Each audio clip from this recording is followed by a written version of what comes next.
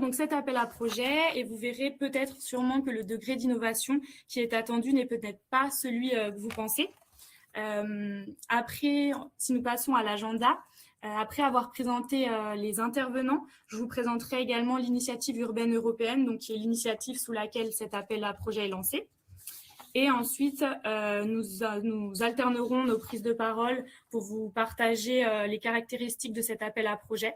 Donc, dans un premier lieu, ses objectifs, ses critères, ses priorités thématiques, mais également ce qui est attendu dans la construction d'un partenariat, d'un projet local solide et ambitieux, notamment au sein de votre partenariat et le financement, bien sûr. Et nous finirons par vous accompagner dans la préparation d'une candidature compétitive. Nous aurons la métropole européenne de Lille qui est présente, qui interviendra au sein de chacune de ces sessions pour vous partager son expérience et ses meilleurs conseils. Sans plus attendre, je vais passer à la présentation de nos intervenants. Je vais me présenter pour commencer, pour ceux qui ne me connaîtraient pas. Je suis Laurine Pignard, point de contact national de l'initiative urbaine européenne et du programme Urbact pour la France et le Luxembourg. Et je travaille à l'ANCT, donc l'Agence nationale de la cohésion des territoires. Par point de contact, cela veut vraiment dire être le relais sur le territoire des deux programmes européens, donc tant dans l'accompagnement au montage de la candidature, à la promotion des appels, mais aussi une fois que vous êtes sélectionné dans la mise en œuvre et je réponds à toutes vos questions si vous avez besoin d'accompagnement et j'essaye de valoriser au maximum vos projets, vos initiatives. Nous avons la chance aujourd'hui d'accueillir Romain Turminel, qui est Project Officer au sein du secrétariat de l'initiative urbaine européenne, qui pourra nous partager beaucoup plus de détails techniques sur la candidature et sur cet appel à projet. Puis, nous avons également la présence de Marie Guiton, qui est chargée d'ingénierie européenne à la métropole européenne de Lille, qui participe toujours et qui a candidaté à un appel Action Innovante il y a quelques années. Sans plus attendre, je vais commencer par vous présenter l'initiative urbaine européenne, en français sous le sigle de IUE ou EUI en anglais, European Urban Initiative. Vous verrez sûrement les deux termes utilisés par Romain, Marie et moi, mais on parle bien de la même chose.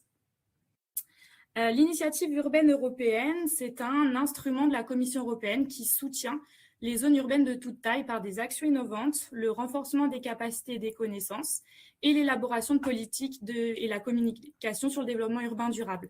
Donc, on ne parle pas vraiment de programme européen, même si c'est un terme qu'on utilise souvent, mais on parle vraiment d'initiatives et d'instruments, puisque c'est la Direction générale de la politique régionale et urbaine de la Commission européenne, donc la DG Régio, qui assure la gestion indirecte de l'initiative urbaine européenne.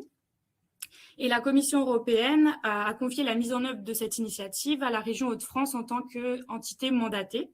Et c'est le secrétariat permanent qui a été créé pour aider l'entité mandatée à mettre en œuvre et assurer la mission de gestion de ce dispositif au quotidien. Le secrétariat permanent est donc basé à Lille. Et comme vous le voyez, le budget total pour cette initiative urbaine européenne sur cette période de programmation est de 395 millions d'euros. 3 domaines d'intervention principaux encadrent l'initiative urbaine européenne. Le premier qui est le financement de projets innovants via ces appels à projets d'action innovante. Donc, c'est le cœur de notre webinaire aujourd'hui que je ne vous en dis pas plus pour le moment. Le deuxième volet qui est le volet d'accompagnement et de renforcement des capacités des villes, des collectivités. Notamment au sein de ce volet, vous allez retrouver 2 dispositifs phares qui vont aider et accompagner les villes et leurs agents sur des thématiques urbaines dans le renforcement de leurs compétences notamment. On aura le City to City Exchanges, qui est un appel ouvert en continu, qui permet à des collectivités de réaliser des visites bilatérales entre villes européennes autour d'un enjeu urbain. Et l'appel Peer Reviews qui va être lancé le 11 mars, plutôt autour de l'accompagnement, autour de la conception, de la mise en œuvre d'une stratégie urbaine intégrée. Si ça vous intéresse, j'en dirai quelques mots à la toute fin du webinaire. Et en dernier lieu, en dernier domaine d'intervention, on aura tout ce qui est autour des activités de dissémination et d'échange de connaissances. Donc ici, on va notamment parler de la communication autour des bonnes pratiques et des idées issues des projets réalisés dans le cadre de l'initiative urbaine européenne et la capitalisation. La EUI et avec la Commission européenne, on crée notamment la plateforme Portico.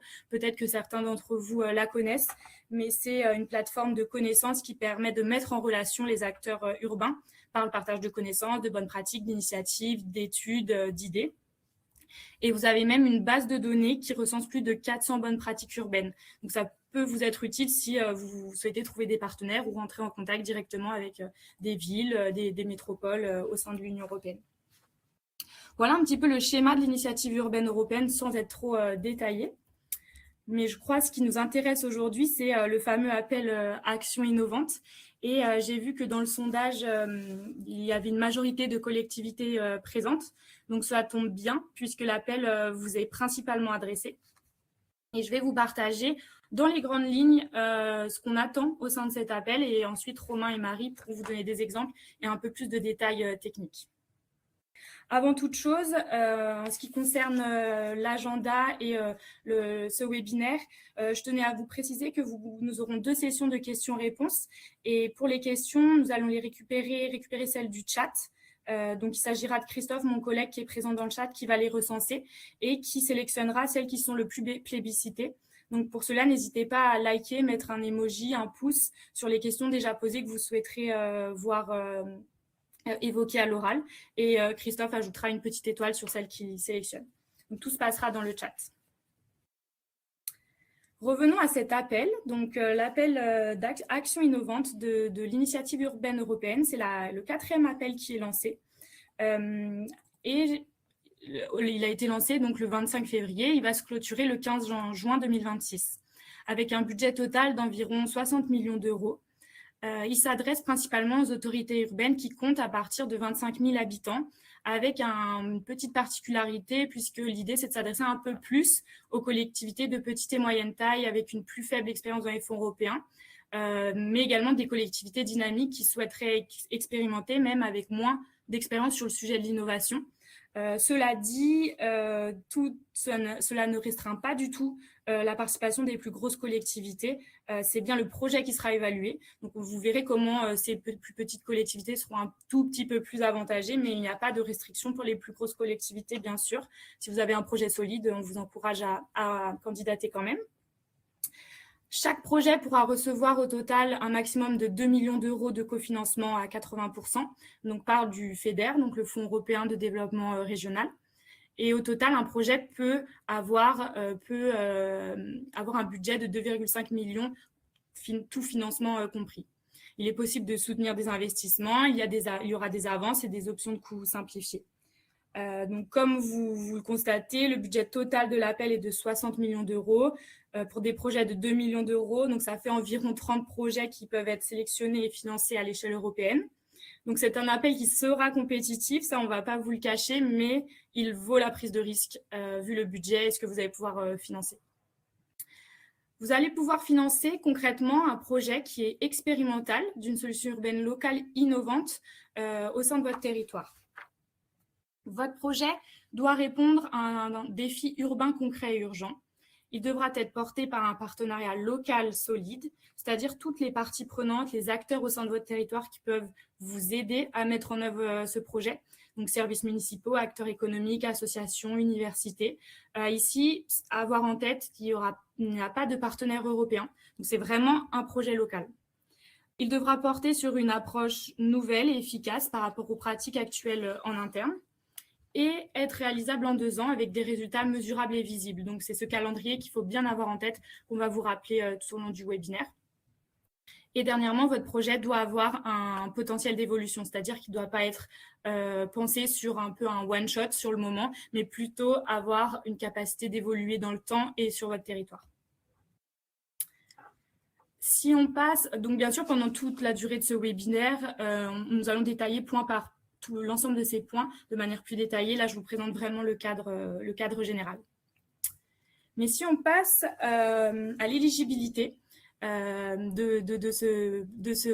cet appel, donc 3 catégories d'autorités urbaines éligibles ont été fléchées.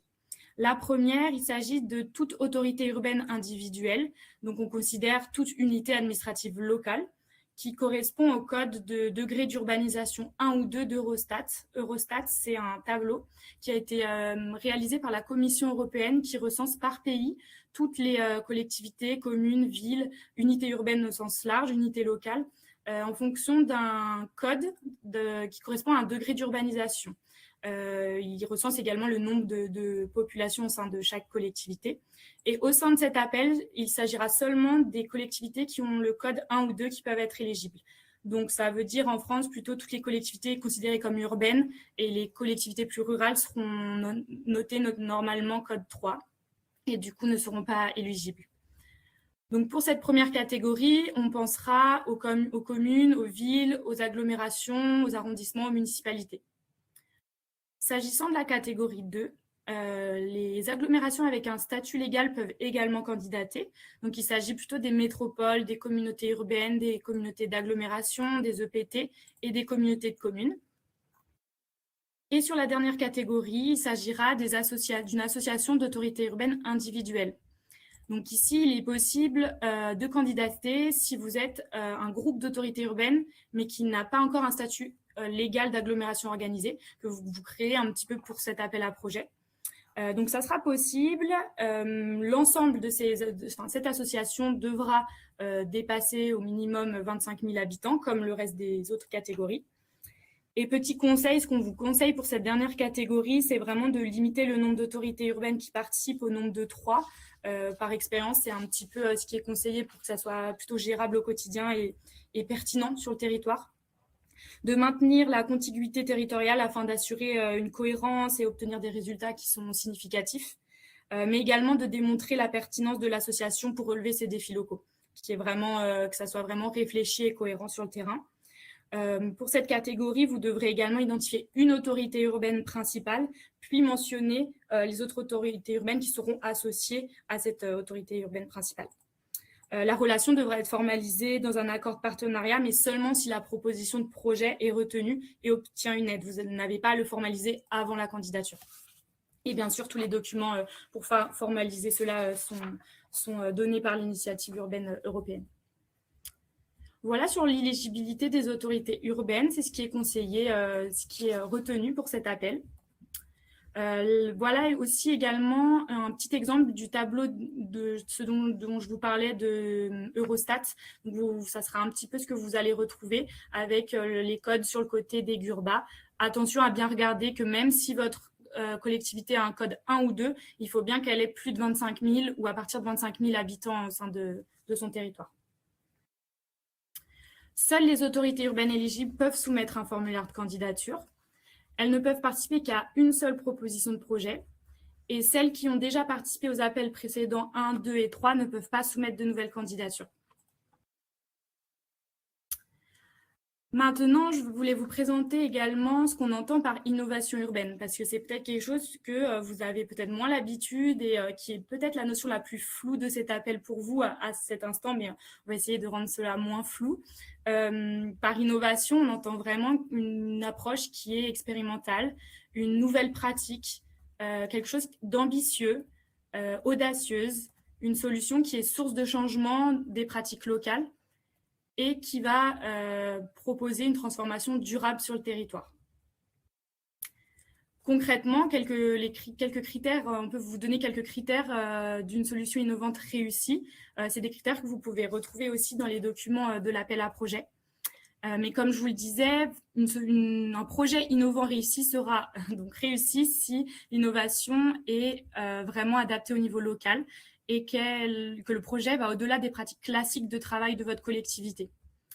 Si le projet, l'innovation est de bonne qualité, c'est-à-dire si les liens entre les objectifs, les activités, les résultats et les ambitions sont logiques et réalistes, et si les procédures et le management ont été réfléchis et structurés. Et bien sûr, si le rapport qualité-coût, prix entre guillemets, est cohérent et logique.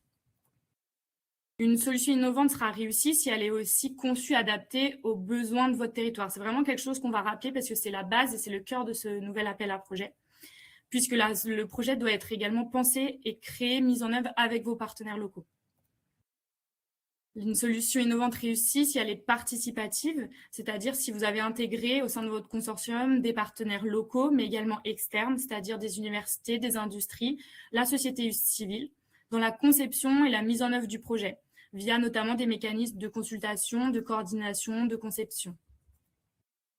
Et dernièrement, il faut que votre projet soit durable et qu'il y ait un potentiel d'évolution. C'est ce qu'on disait auparavant.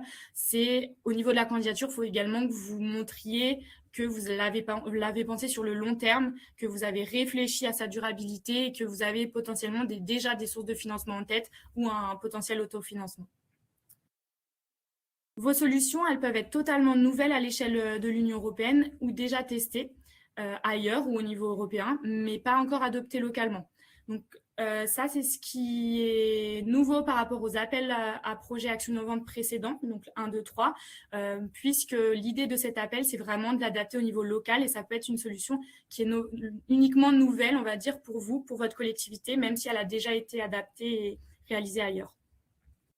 Pour vous donner quelques exemples, en termes de type de projet, vous allez pouvoir faire financer des produits, des services, des processus inédits, des nouveaux modes de gouvernance, des formes innovantes de prestations de services publics, de nouvelles collaborations internes, par exemple. On voulait vous donner aussi quelques petits conseils, quelques petits tips sur les questions à se poser au moment de réfléchir à son projet et à proposer son projet innovant. Et c'est des questions que vous retrouverez aussi dans le formulaire de candidature, donc c'est bien de les avoir en tête dès le début. Donc, par exemple, on va vous demander quel est le principal défi que votre projet vise à relever et quelle est la manière actuelle dont votre collectivité aborde ce défi et pourquoi surtout vous voulez changer cette approche. Quelle est la solution innovante proposée et en quoi est-elle innovante dans votre contexte local par rapport à avant? Et quels enseignements ont été tirés d'initiatives ou d'approches qui ont déjà été testées localement et pourquoi cette solution vous intéresse et comment est-ce qu'il existe une solution concrète et éprouvée dans un autre État membre de l'UE ou en France ou au Luxembourg que vous souhaiteriez adapter à votre contexte local. Maintenant, si on parle de thématiques, c'est vrai qu'aujourd'hui, 75% de la population de l'Union européenne, donc soit environ 340 millions de personnes, vivent dans des villes ou des zones urbaines. Et la Commission a souhaité renforcer son appui auprès de ces territoires. Notamment, à partir dès décembre 2025, la Commission a défini une nouvelle perspective en termes de développement urbain durable, qui a été publiée sous forme de ce qu'on appelle l'agenda de l'Union européenne pour les villes. Et au sein de cet agenda, plusieurs priorités thématiques ont été fléchées. Il s'agit des thématiques que vous voyez sur l'écran, les 6 thématiques listées. Et l'initiative urbaine européenne donc, s'engage à contribuer activement à cet agenda pour les villes et donc mettre en œuvre, utiliser ces thématiques dans le cadre de cet appel à projet. Donc, les 6 thématiques que vous voyez sur l'écran sont les 6 thématiques sur lesquelles vous pouvez proposer un projet dans le cadre de cet appel. Dans le formulaire, vous allez devoir choisir une thématique, mais bien sûr, si votre projet est transversal, ce n'est pas rédhibitoire et c'est même une plus-value de travailler de manière intégrée, multi-acteurs et multi-secteurs. Mais c'est à avoir en tête qu'il y aura quand même la sélection d'une de ces thématiques. Donc, en détaillant, je vais vous détailler rapidement ce qu'on peut entendre derrière ces grands thèmes. C'est ce qui est listé par la Commission européenne en tant que priorité sur les futures années. Donc, ça peut vous inspirer, mais ce n'est pas restrictif aussi. Vous pouvez proposer d'autres projets. Pour le premier sujet, donc lié à la compétitivité, numérisation, innovation, investissement, on va pouvoir réfléchir autour des technologies stratégiques, propres, circulaires, des services de gestion du tourisme durable, la création d'emplois grâce à la culture, la stimulation de la compétitivité, mais également la numérisation face à la fracture numérique, l'amélioration de l'accessibilité des écosystèmes et des professions numériques, etc. Sur la thématique de l'inclusion sociale et de l'égalité, les thématiques qui peuvent être pressenties, ça peut être des thématiques liées aux sociétés inclusives, à l'accessibilité des services, l'accessibilité du marché du travail aux femmes et aux groupes défavorisés, la prise en compte donc, des questions d'égalité de manière systématique dans les politiques publiques, la collaboration entre les groupes de la société civile, les parties prenantes, les systèmes de soutien social, par exemple. En ce qui concerne la sécurité publique et la gestion des urgences, il y a pas mal de choses en lien avec la préparation de la société et la résilience face à l'insécurité, notamment grâce à la conception de nos infrastructures publiques, mais également via la promotion de la cohésion sociale, la mobilisation locale, la participation démocratique, la réduction de la vulnérabilité des risques de violence d'origine humaine, mais également tout ce qui est autour de technologies de la ville intelligente, par exemple. En ce qui concerne la thématique liée au logement, aux bâtiments abordables, durables, inclusifs et de qualité décente, On peut penser à des projets liés aux investissements dans le logement, à la qualité de l'architecture et du cadre de vie. Dans les critères d'investissement, notamment inclure les critères du nouveau Bauhaus européen. Des pratiques durables dans l'environnement bâti par des stratégies réfléchies et intégrées sur des techniques, des matériaux innovants. La modernisation de bâtiments résidentiels, mais également de zones industrielles publiques et désaffectées, par exemple. Et dernièrement, sur les thématiques liées au climat, à l'environnement et à l'énergie propre, il y a tous les enjeux liés au système énergétique propre, sûr et abordable, liés aux aménagements du territoire, à l'octroi de permis, de marchés publics, du travail partenarial aussi autour de ces thématiques-là. Les solutions face aux risques d'inondation, face aux aléas climatiques, notamment liés aux feux de forêt, à la gestion de l'eau, peut-être penser à des systèmes numérisés, des solutions fondées sur la nature, mais également tous les projets liés à la réutilisation, au recyclage, liés aux problématiques de la qualité et de bruit seront sélectionnés dans le cadre de cette thématique. Et pour finir, le sujet de la mobilité. Donc bien sûr, ce seront au sein de ces thématiques seront inclus tous les systèmes de mobilité durable, accessibles, inclusifs, abordables, résilients, intelligents, mais également tout ce qui est autour de la mobilité active, les services de transport partagés, la planification intégrée, la logistique urbaine, la réduction de la congestion, les synergies entre mobilité urbaine et politique de logement, la numérisation, l'intelligence artificielle. Donc, comme vous voyez, les thématiques sont assez larges. Je pense qu'elles peuvent permettre quand même d'intégrer pas mal de projets et essayer même s'ils sont transversaux, au sein des différentes thématiques, vous avez une belle opportunité de proposer un projet qui est déjà peut-être dans vos agendas politiques au sein de votre collectivité. Donc, c'est ce qui est intéressant au sein de cet appel, c'est qu'il n'y a pas un focus trop précis au niveau des thématiques. Donc voilà, par rapport au cadre un petit peu de cet appel, brièvement, on va revenir plus en détail sur tous les aspects et surtout la candidature. Mais avant que Romain vous présente donc ces critères plutôt techniques, on voulait que Marie de la Métropole européenne de Lille partage un peu son expérience autour du projet Time to Adapt, qui est un projet qui a été lauréat du premier appel Action Innovante il y a quelques années sur la thématique du nouveau Bauhaus européen. Et le projet a commencé en mars 2024. Donc, je vais laisser la parole à Marie. Et avant ça, je voulais juste rappeler aussi que certains critères des appels précédents étaient légèrement différents, donc notamment ceux liés au financement et à la durée du projet et au partenariat. Donc, si vous voyez quelques différences, cela s'explique pour cela. Mais l'esprit du projet, bien sûr, reste le même. Le degré d'innovation peut être comparable à cet appel à projet. Donc, je vais laisser maintenant Marie présenter Time to Adapt. Merci Laurine. Bonjour tout le monde. Donc Time to Adapt, c'est un projet qui a pour objectif de travailler sur, d'utiliser l'approche temporelle pour adapter les villes au changement climatique. Je ne sais pas si je peux passer moi-même à la diapo suivante. Voilà. Alors, juste un petit rappel, la métropole européenne de Lille, je pense que tout le monde sait à peu près où se situe Lille, dans le nord de la France. Mais la métropole européenne de Lille, la MEL, ça compte 1,2 million d'habitants à peu près et 95 communes. Et c'est un territoire qui est en majorité urbaine, 55% du territoire est en zone urbaine, 45% du territoire est rural. Et pourquoi je rappelle ça, c'est parce que simplement c'est un territoire où il y a des grandes villes. Lille, c'est la ville la plus importante avec 240 000 habitants à peu près. Tourcoing, Roubaix, il y a quasi 100 000 habitants pour les deux. Mais il y a aussi des toutes petites communes. Et avec, je pense, la plupart de Meudon, on a plusieurs communes comme ça qui ont moins de 1000 habitants. Diapo suivante. Et donc ça, c'est important parce que c'est quelque chose pour nous qui a joué aussi sur notre construction de la candidature. Alors, le projet, on a commencé à le construire à l'été 2022. On savait déjà à l'été 2022 que la thématique de l'appel est New European Bauhaus.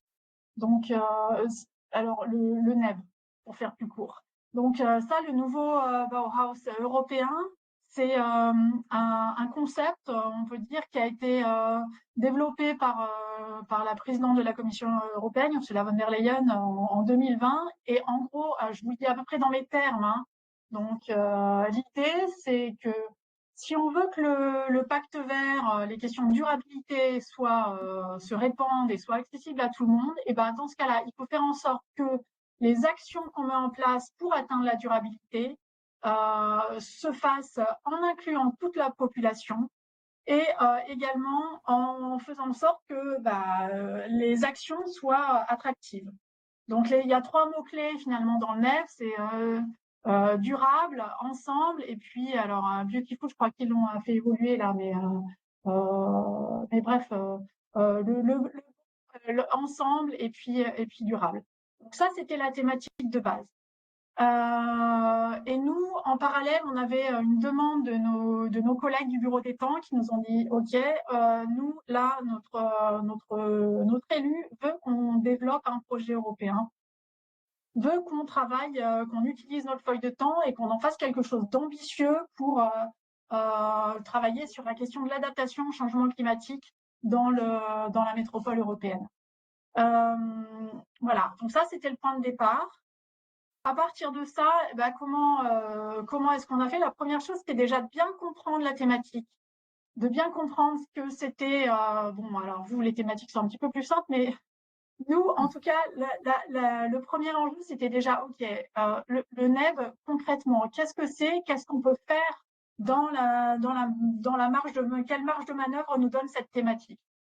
Alors pour ça, on a fait pas mal de choses. On a fait évidemment un benchmark. On a rencontré aussi le Joint Research Center à Bruxelles, qui est en gros l'entité qui gère les questions NEB à Bruxelles.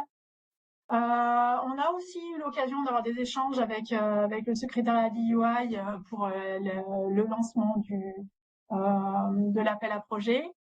Et puis on a aussi utilisé le lien que nous propose la région de France via le FRAP, le Fonds régional d'aide aux porteurs de projets européens. Voilà. Donc voilà, ça c'était un peu des premiers éléments déjà pour nous aider à bien comprendre la thématique et bien comprendre si nous on était aussi innovants par rapport à ce qu'on voulait proposer, en comparant par rapport à ce qui avait déjà pu être fait. Bon.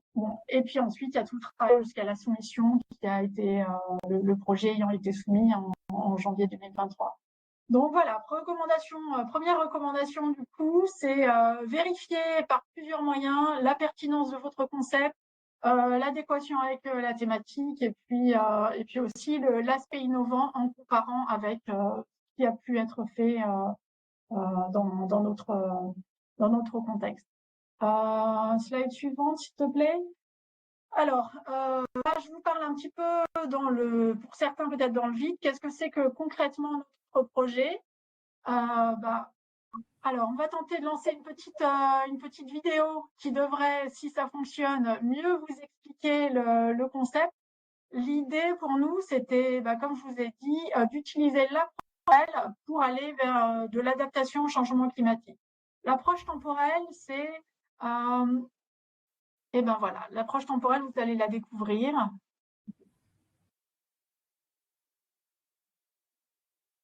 Découvrons le projet Time to Adapt, Temporal Innovative Measures and Experimentations to Adapt Our Cities to Climate Change, ou en français, mesures innovantes et expérimentations temporelles pour adapter nos villes au changement climatique.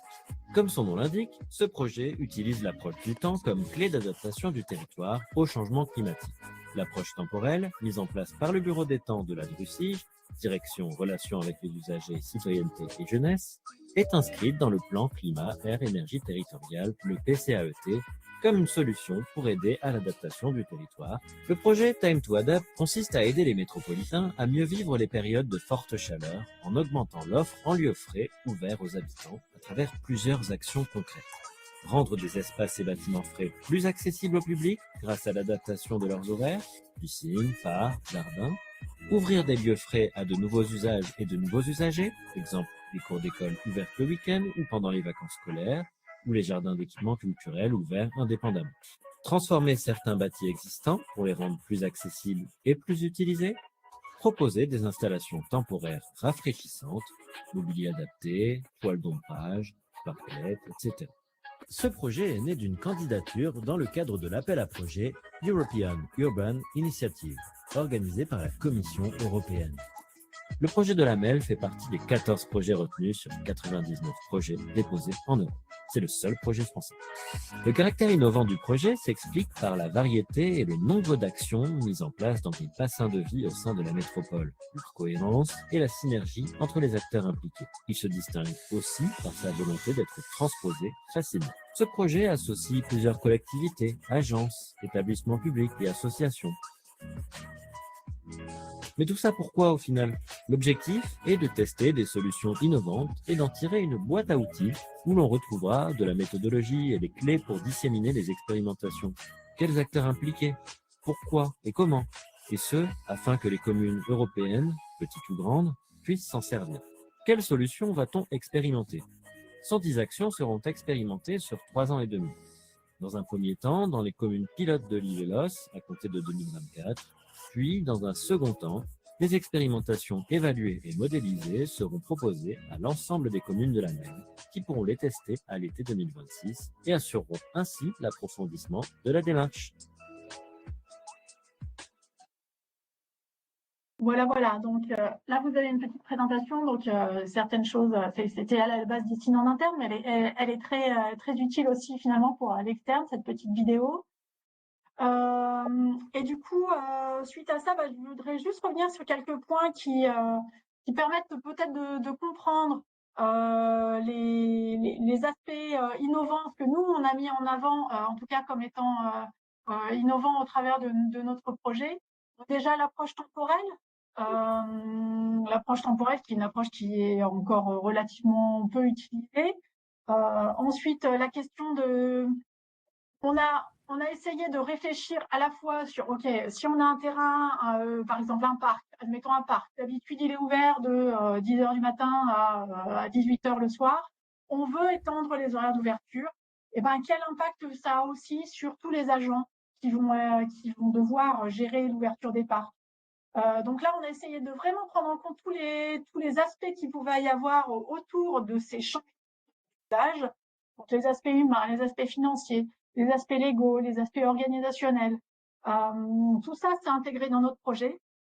Et puis, un côté aussi innovant du projet, c'est le travail au niveau à l'échelle de la métropole, finalement. C'est-à-dire qu'on commence notre projet avec 2 villes, la ville de Lille et la ville de Los, qui est située juste au sud-ouest de Lille. Mais l'idée, c'est vraiment aussi de travailler aussi sur des outils. Donc, dans une deuxième phase, de proposer des outils dont pourront se saisir chacune des communes. Donc, avec un appel à manifestation d'intérêt là qui va être lancé, qui a été lancé d'ailleurs à destination de toutes les communes de la MEL, pour que chacune de ces communes puisse aussi se saisir et expérimenter aussi sur son territoire, de manière à ensuite développer ces approches temporelles et en tout cas les intégrer dans leur manière de réfléchir et d'envisager l'adaptation au changement climatique. Voilà, je m'arrête là, je te rends la main, Laurine. Oui. Parfait, merci beaucoup Marie. On a déjà une belle vision un peu de ce qu'on entend par projet innovant et innovation urbaine. Maintenant, on va passer du coup à la session suivante, plutôt dédiée à la construction d'un projet local, solide, ambitieux, avec Romain, qui va nous donner plus de détails techniques donc sur cet appel, donc en lien avec le partenariat, la logique d'intervention, les phases du projet et le financement. À toi Romain.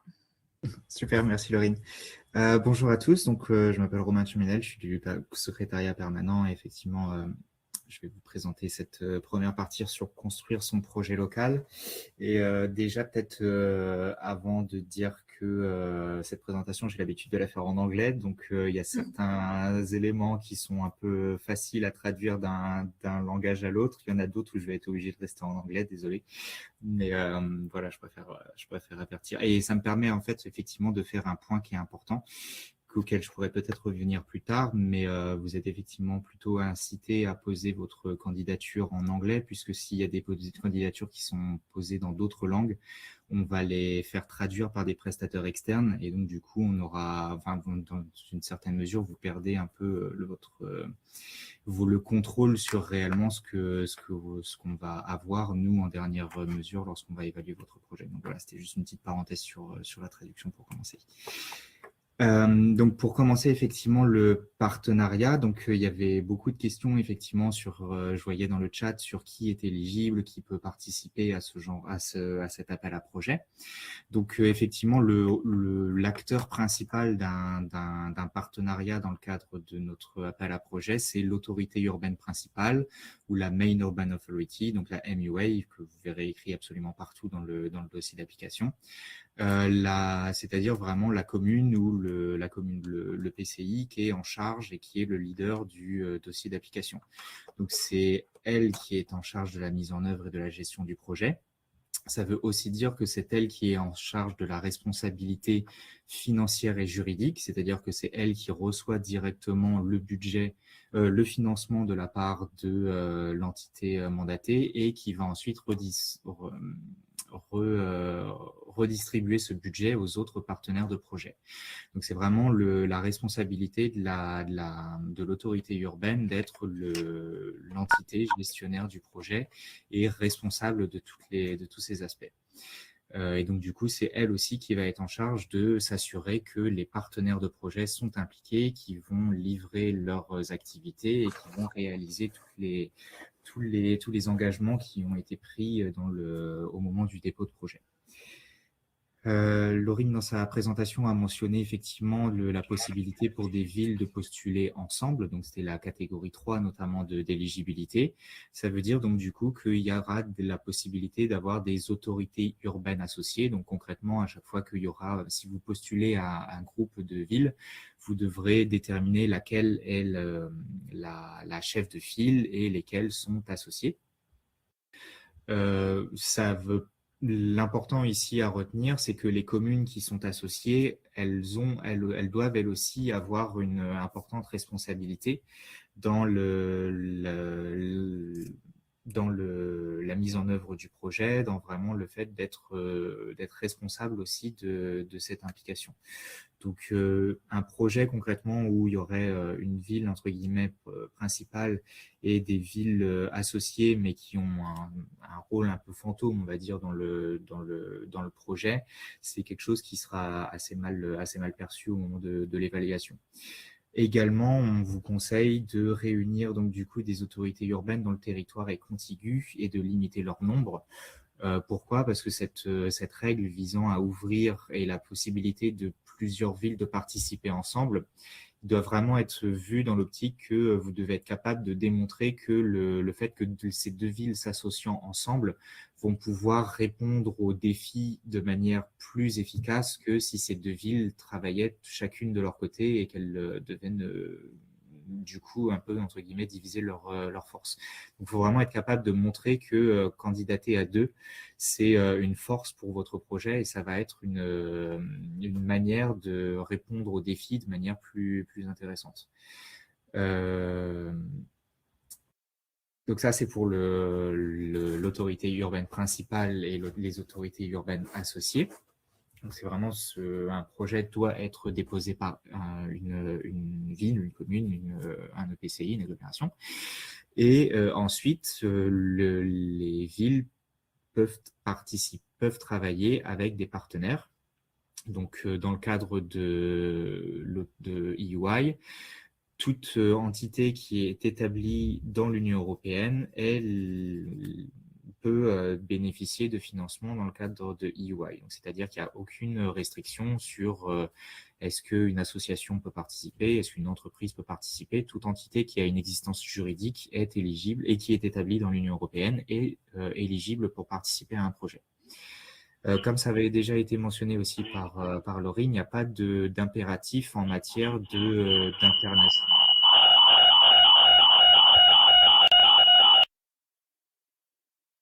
Pardon, normalement c'est bon. On ne t'entend plus, Romain. Oui, du coup, j'ai été mute aussi. Donc, effectivement, il n'y a pas d'impératif en matière d'internationalité du partenariat. Vous pouvez avoir un partenariat qui est à l'échelle locale, même c'est d'ailleurs ce qui est recommandé. Il n'y a aucunement besoin, comme c'est le cas dans d'autres programmes européens ou dans d'autres initiatives, d'avoir des partenaires issus d'autres États membres. Ici, dans le cadre de EY, vous êtes plutôt incité à, avant tout, travailler avec des partenaires qui sont proches de vous à l'échelle locale, voire à l'échelle régionale. Si vous voulez avoir des partenaires issus d'autres États membres, c'est possible, mais c'est absolument pas du tout un prérequis et ce sera pas non plus forcément quelque chose de particulièrement évalué de manière positive dans votre projet. Vous devez travailler également au-delà de vos partenaires avec des groupes cibles et des parties prenantes. Donc, c'est-à-dire concrètement, vous devez être capable de démontrer dans votre dossier de candidature tous les bénéficiaires du projet qui vont être associés à la co-création du dossier de candidature et que donc du coup ils seront également adressés par les activités. Est-ce que tu peux changer de slide s'il te plaît? Merci. Donc une fois que pour peut-être repartir justement sur la logique d'intervention du projet, donc c'est vraiment la colonne vertébrale du projet. Le point de départ, généralement, pour construire un projet, c'est effectivement de partir du défi auquel votre communauté est exposée et auquel le projet doit répondre. C'est le point de départ vraiment de ce qui est attendu dans votre dossier d'application. Donc, on va vous demander à ce que vraiment vous soyez capable de présenter quel est ce défi, si vous avez des données, des chiffres, que ce soit issus d'enquêtes que vous avez déjà réalisées, que ce soit de projets que vous avez déjà commencé à réaliser, et donc montrer que ce projet continue de s'inscrire dans une logique sur le long terme. Vous êtes très fortement incité à donner vraiment le plus d'informations permettant de comprendre de manière quantitative et qualitative comment est ce défi pour la municipalité. Et à partir de ça, vous serez amené à décrire quelle est la méthode de travail actuellement utilisée dans votre ville pour relever ce défi. Et sous-entendu, bien sûr, qu'est-ce que vous pouvez faire pour améliorer cette manière d'adresser ce défi. Donc, vous serez amené à définir quelle est la solution innovante proposée. Qu'est-ce que vous avez identifié comme solution pour améliorer votre méthode pour adresser le défi et comment est-ce que réellement vous allez accomplir en mettant en œuvre cette solution innovante, c'est-à-dire quel est le changement que vous espérez obtenir à court, à moyen et à long terme dans votre ville. Enfin, c'est important aussi de mentionner d'où vient votre inspiration. Est-ce que ça vient d'un autre projet qui a été mené dans une autre ville? Est-ce que c'est quelque chose qui se base plutôt sur de l'échange de bonnes pratiques que vous avez pu faire peut-être avec d'autres villes, etc. Donc, c'est-à-dire vraiment d'où vient votre inspiration et qu'est-ce qui vous incite à vouloir mener ce projet est aussi important pour vraiment construire le storytelling, je vais dire, de votre projet. Slide suivante, s'il te plaît. Une fois que vous avez cette logique d'intervention, cette colonne vertébrale, il vous sera demandé de la développer dans le plan de travail, le work plan. Concrètement, comment est-ce que ça va s'articuler? Vous avez tout d'abord l'objectif principal qui est à définir et qui doit vraiment représenter l'ambition que ce que vous souhaitez accomplir grâce au projet innovant que vous allez mener. Donc, c'est vraiment le but, c'est le changement que vous espérez accomplir grâce au projet, c'est ce qui doit être votre objectif principal. À partir de ça, vous allez devoir décomposer cet objectif principal en 3 objectifs spécifiques qui doivent plutôt se concentrer sur concrètement quelles sont les plusieurs dimensions clés de la solution innovante. Vous devez le faire en 3 objectifs, donc c'est exactement trois objectifs spécifiques qui doivent être décrits dans le cadre de l'appel à projet. Et cette logique, ce sera, donc j'y reviendrai juste après sur la slide suivante, mais chaque objectif spécifique doit recouper un work package ou un paquet de travail, je ne sais pas comment traduire, ça fait partie des mots, je ne sais pas traduire, je vais continuer avec work package. Donc chaque objectif spécifique devra être relié à un work package. Concrètement, vous devrez ensuite décrire les activités qui seront regroupées dans ces work packages, donc vraiment concrètement des tâches ou des étapes spécifiques de la réalisation du projet. Et vous devrez enfin décrire des outputs ou des réalisations qui sont vraiment des produits concrets, finaux et issus des activités du projet. Il faudra au moins un output par work package, donc un output par objectif spécifique.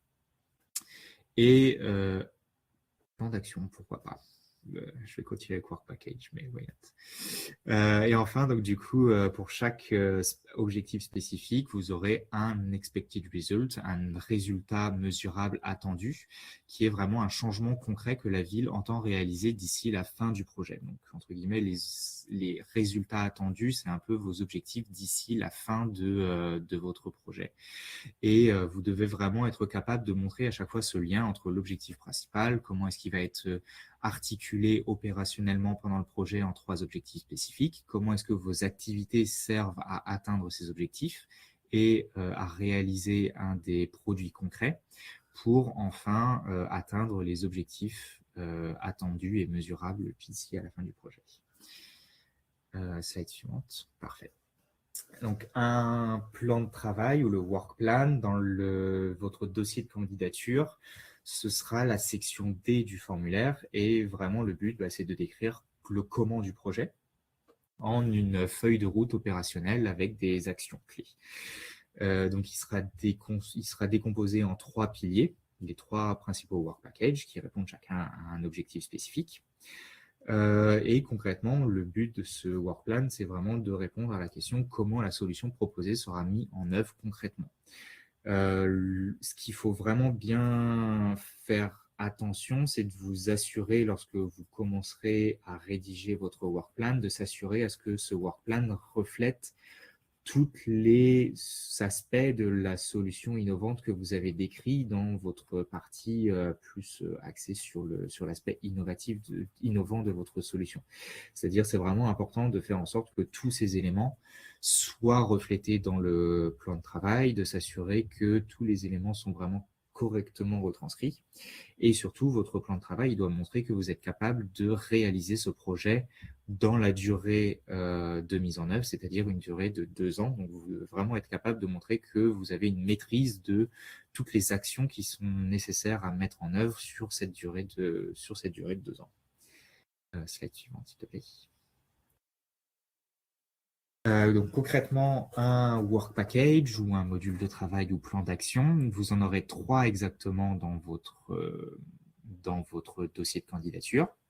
Chacun correspondra à un objectif spécifique. Donc quand vous commencerez à faire votre dossier de candidature sur la plateforme en ligne, vous verrez qu'en fait, au moment de créer un work package, vous aurez directement la possibilité de cocher à quel objectif spécifique il correspond et d'avoir une petite justification sur quel est l'objectif dans le cadre de ce work package que vous souhaitez atteindre.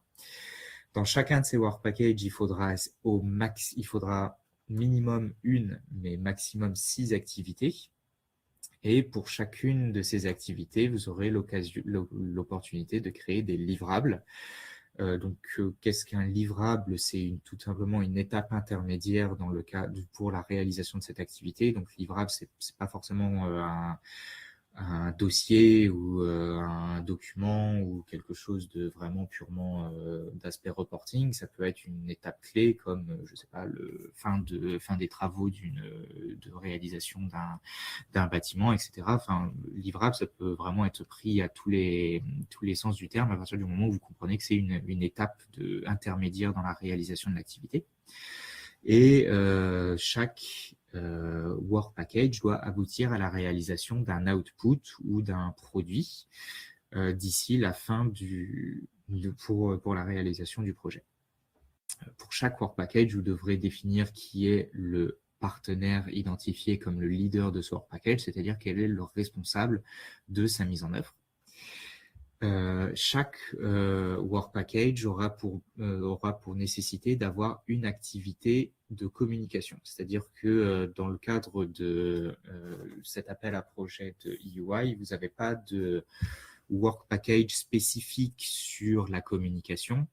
Au lieu de ça, on attend de vous que pour chacun des 3 work packages, vous ayez au moins une activité dédiée à la communication pour engager vos target groups, vos parties prenantes et vos groupes cibles pour directement travailler avec eux. Vous avez aussi la possibilité de créer dans le cadre de chaque work package une fiche d'investissement dans lequel vous allez réellement pouvoir détailler si vous avez un investissement à réaliser dans le cadre du projet, c'est-à-dire de résumer de manière un peu plus schématique quels sont tous les coûts associés à un investissement en particulier. Et donc du coup, ce work package devra aboutir à un résultat. Donc, qu'est-ce qu'un bon work package? Il faut vraiment que vous preniez en compte le besoin d'assurer la cohérence entre la situation initiale, la solution proposée, les objectifs et les résultats attendus. S'assurer que ces 3 work packages s'articulent logiquement les uns avec les autres. Soit que ce soit 3 work packages qui soient en continu pendant les 2 ans, soit que vous ayez une interconnexion logique entre un qui commence et qui sert d'étape pour la réalisation des suivants, etc. Ça peut être à partir du moment où vous êtes, l'important c'est que vous soyez vraiment capable de montrer quelle est la logique en fait par laquelle ces différents work packages s'articulent entre eux. Pour formuler des objectifs, effectivement, restez vraiment concis. Il n'y a pas besoin qu'ils soient trop longs, qu'ils soient trop généraux. Oui, il faut qu'ils soient vraiment concrets et attribuables à une activité, une action concrète et à un objectif à atteindre d'ici la fin du projet.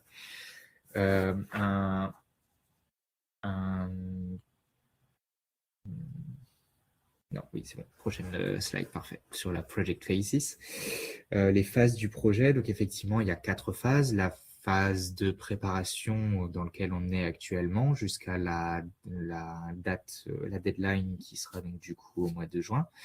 Vous aurez une phase d'initiation de 3 mois qui a majoritairement pour but de signer des documents avec l'entité mandatée, de travailler avec le secrétariat permanent à l'amélioration de votre dossier de candidature juste avant la mise en œuvre.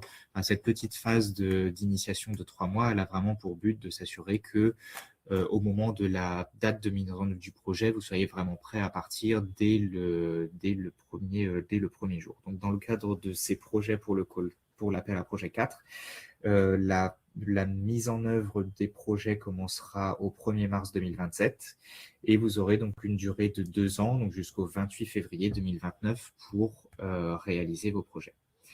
Donc, vous avez effectivement pendant toute cette durée la possibilité de créer des work packages qui peuvent couvrir cette durée entre le 1er mars 2027 jusqu'au 28 février 2029. Et c'est pendant cette durée que tous vos coûts seront éligibles. C'est-à-dire que les coûts avant et après sont couverts par des lump sum, des montants forfaitaires auxquels je reviendrai plus tard. C'est-à-dire que vraiment, c'est cette phase de mise en œuvre pendant laquelle vous avez la mise en œuvre du budget et la mise en œuvre des activités. Slide suivante. Très bien. Donc ça, c'est une slide sur laquelle je vais passer assez rapidement, mais chaque projet bénéficie dans le cadre de sa mise en œuvre d'un expert qui sera sélectionné, mandaté par l'initiative urbaine européenne et donc du coup qui sera également payé par le secrétariat. Donc le but de cet expert, ce sera à la fois de vous soutenir sur un peu des aspects sur lesquels vous pouvez être challengé sur la mise en œuvre de votre solution innovante.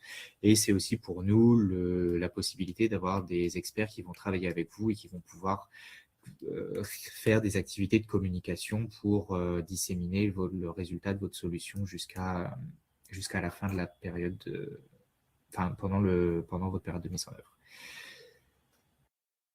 Pour ce qui est du financement et des coûts, donc effectivement, les types de coûts éligibles dans le cadre du projet sont des dépenses de personnel, des coûts de fonctionnement, des coûts de déplacement ou de l'expertise externe, des services, des équipements, des infrastructures ou de la construction. Ces dépenses sont déclarées par le projet. Elles doivent faire l'objet d'un contrôle de premier niveau. Dans le cadre de EUI, ce contrôle de premier niveau, il est pris en charge par l'initiative, par le secrétariat permanent. Donc, c'est nous qui allons nous occuper de sélectionner pour vous un contrôleur de premier niveau. Donc, il n'y a pas besoin pour vous de prendre en compte ce coût dans le cadre de votre budget.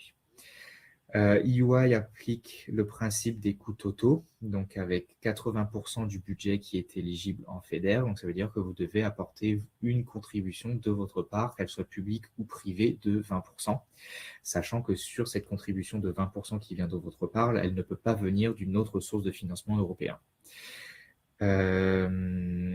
Donc, le montant maximum que l'initiative urbaine apporte par le biais de ce financement FEDER, c'est jusqu'à 2 millions d'euros maximum. Donc, vous pouvez avoir un budget total pour votre projet de 2,5 millions en prenant en compte vos 20% de contribution propre. Slide suivante, parfait. Donc, vous pouvez apporter dans le cadre de cette contribution des contributions non financières, donc in-kind contribution en anglais, qui sont fournies. Donc ça paraît, par exemple, ça peut être la fourniture de biens même immobiliers, de terrain, jusqu'à un maximum 10% de votre du coût total du projet. Mais ça peut être aussi des coûts de bénévolat, d'équipement, de services, de loyer, etc. À savoir donc qu'il y a quelques exigences, que ces coûts doivent être nécessaires à la réalisation du projet et en lien avec les activités, qu'ils ne doivent pas avoir été financés ou cofinancés auparavant par des fonds européens, qui sont limités à 20% du budget et qui doivent être décrits précisément dans le dossier de candidature. Slide suivante. Les schémas de financement FEDER, il est le même pour tous les projets. Donc, vous aurez une première avance de paiement FEDER dans les 80 jours suivant la réussite de la phase d'initiation. Donc, on vous avance à ce moment-là 50% du budget total du projet, incluant à ce moment-là déjà les montants forfaitaires pour la phase de préparation et de lancement.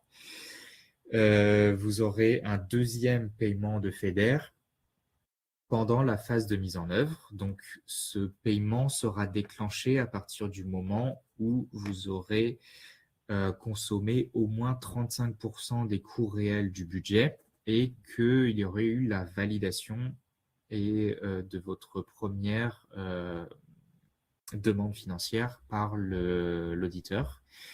À ce moment-là, on vous avancera 30% de la subvention FEDER. Et enfin, vous aurez un troisième paiement FEDER après la mise en œuvre du projet et après la soumission et l'approbation du rapport final d'avancement et la validation de la demande de paiement, donc jusqu'à un maximum les 20% restants de la subvention FEDER, qui inclut aussi à ce moment-là des sommes forfaitaires pour la clôture. Les contributions à 20% sont uniquement non financières. Donc, vous avez la possibilité d'inclure des contributions non financières, mais vous pouvez aussi apporter des contributions financières dans le cadre de votre projet. Donc, comme je le disais tout à l'heure sur les phases du projet, tout ce qui est en dehors des 24 mois de la durée de mise en œuvre du projet sont couverts par des montants forfaitaires, mais tout ce qui est au milieu, c'est là que vous avez les options de coûts simplifiés et de coûts réels pour couvrir vraiment vos dépenses de projet. Et slide suivante. Voilà, donc dans le cadre de EUI, vous aurez l'opportunité d'avoir 3 types différents de coûts pour votre mise en œuvre.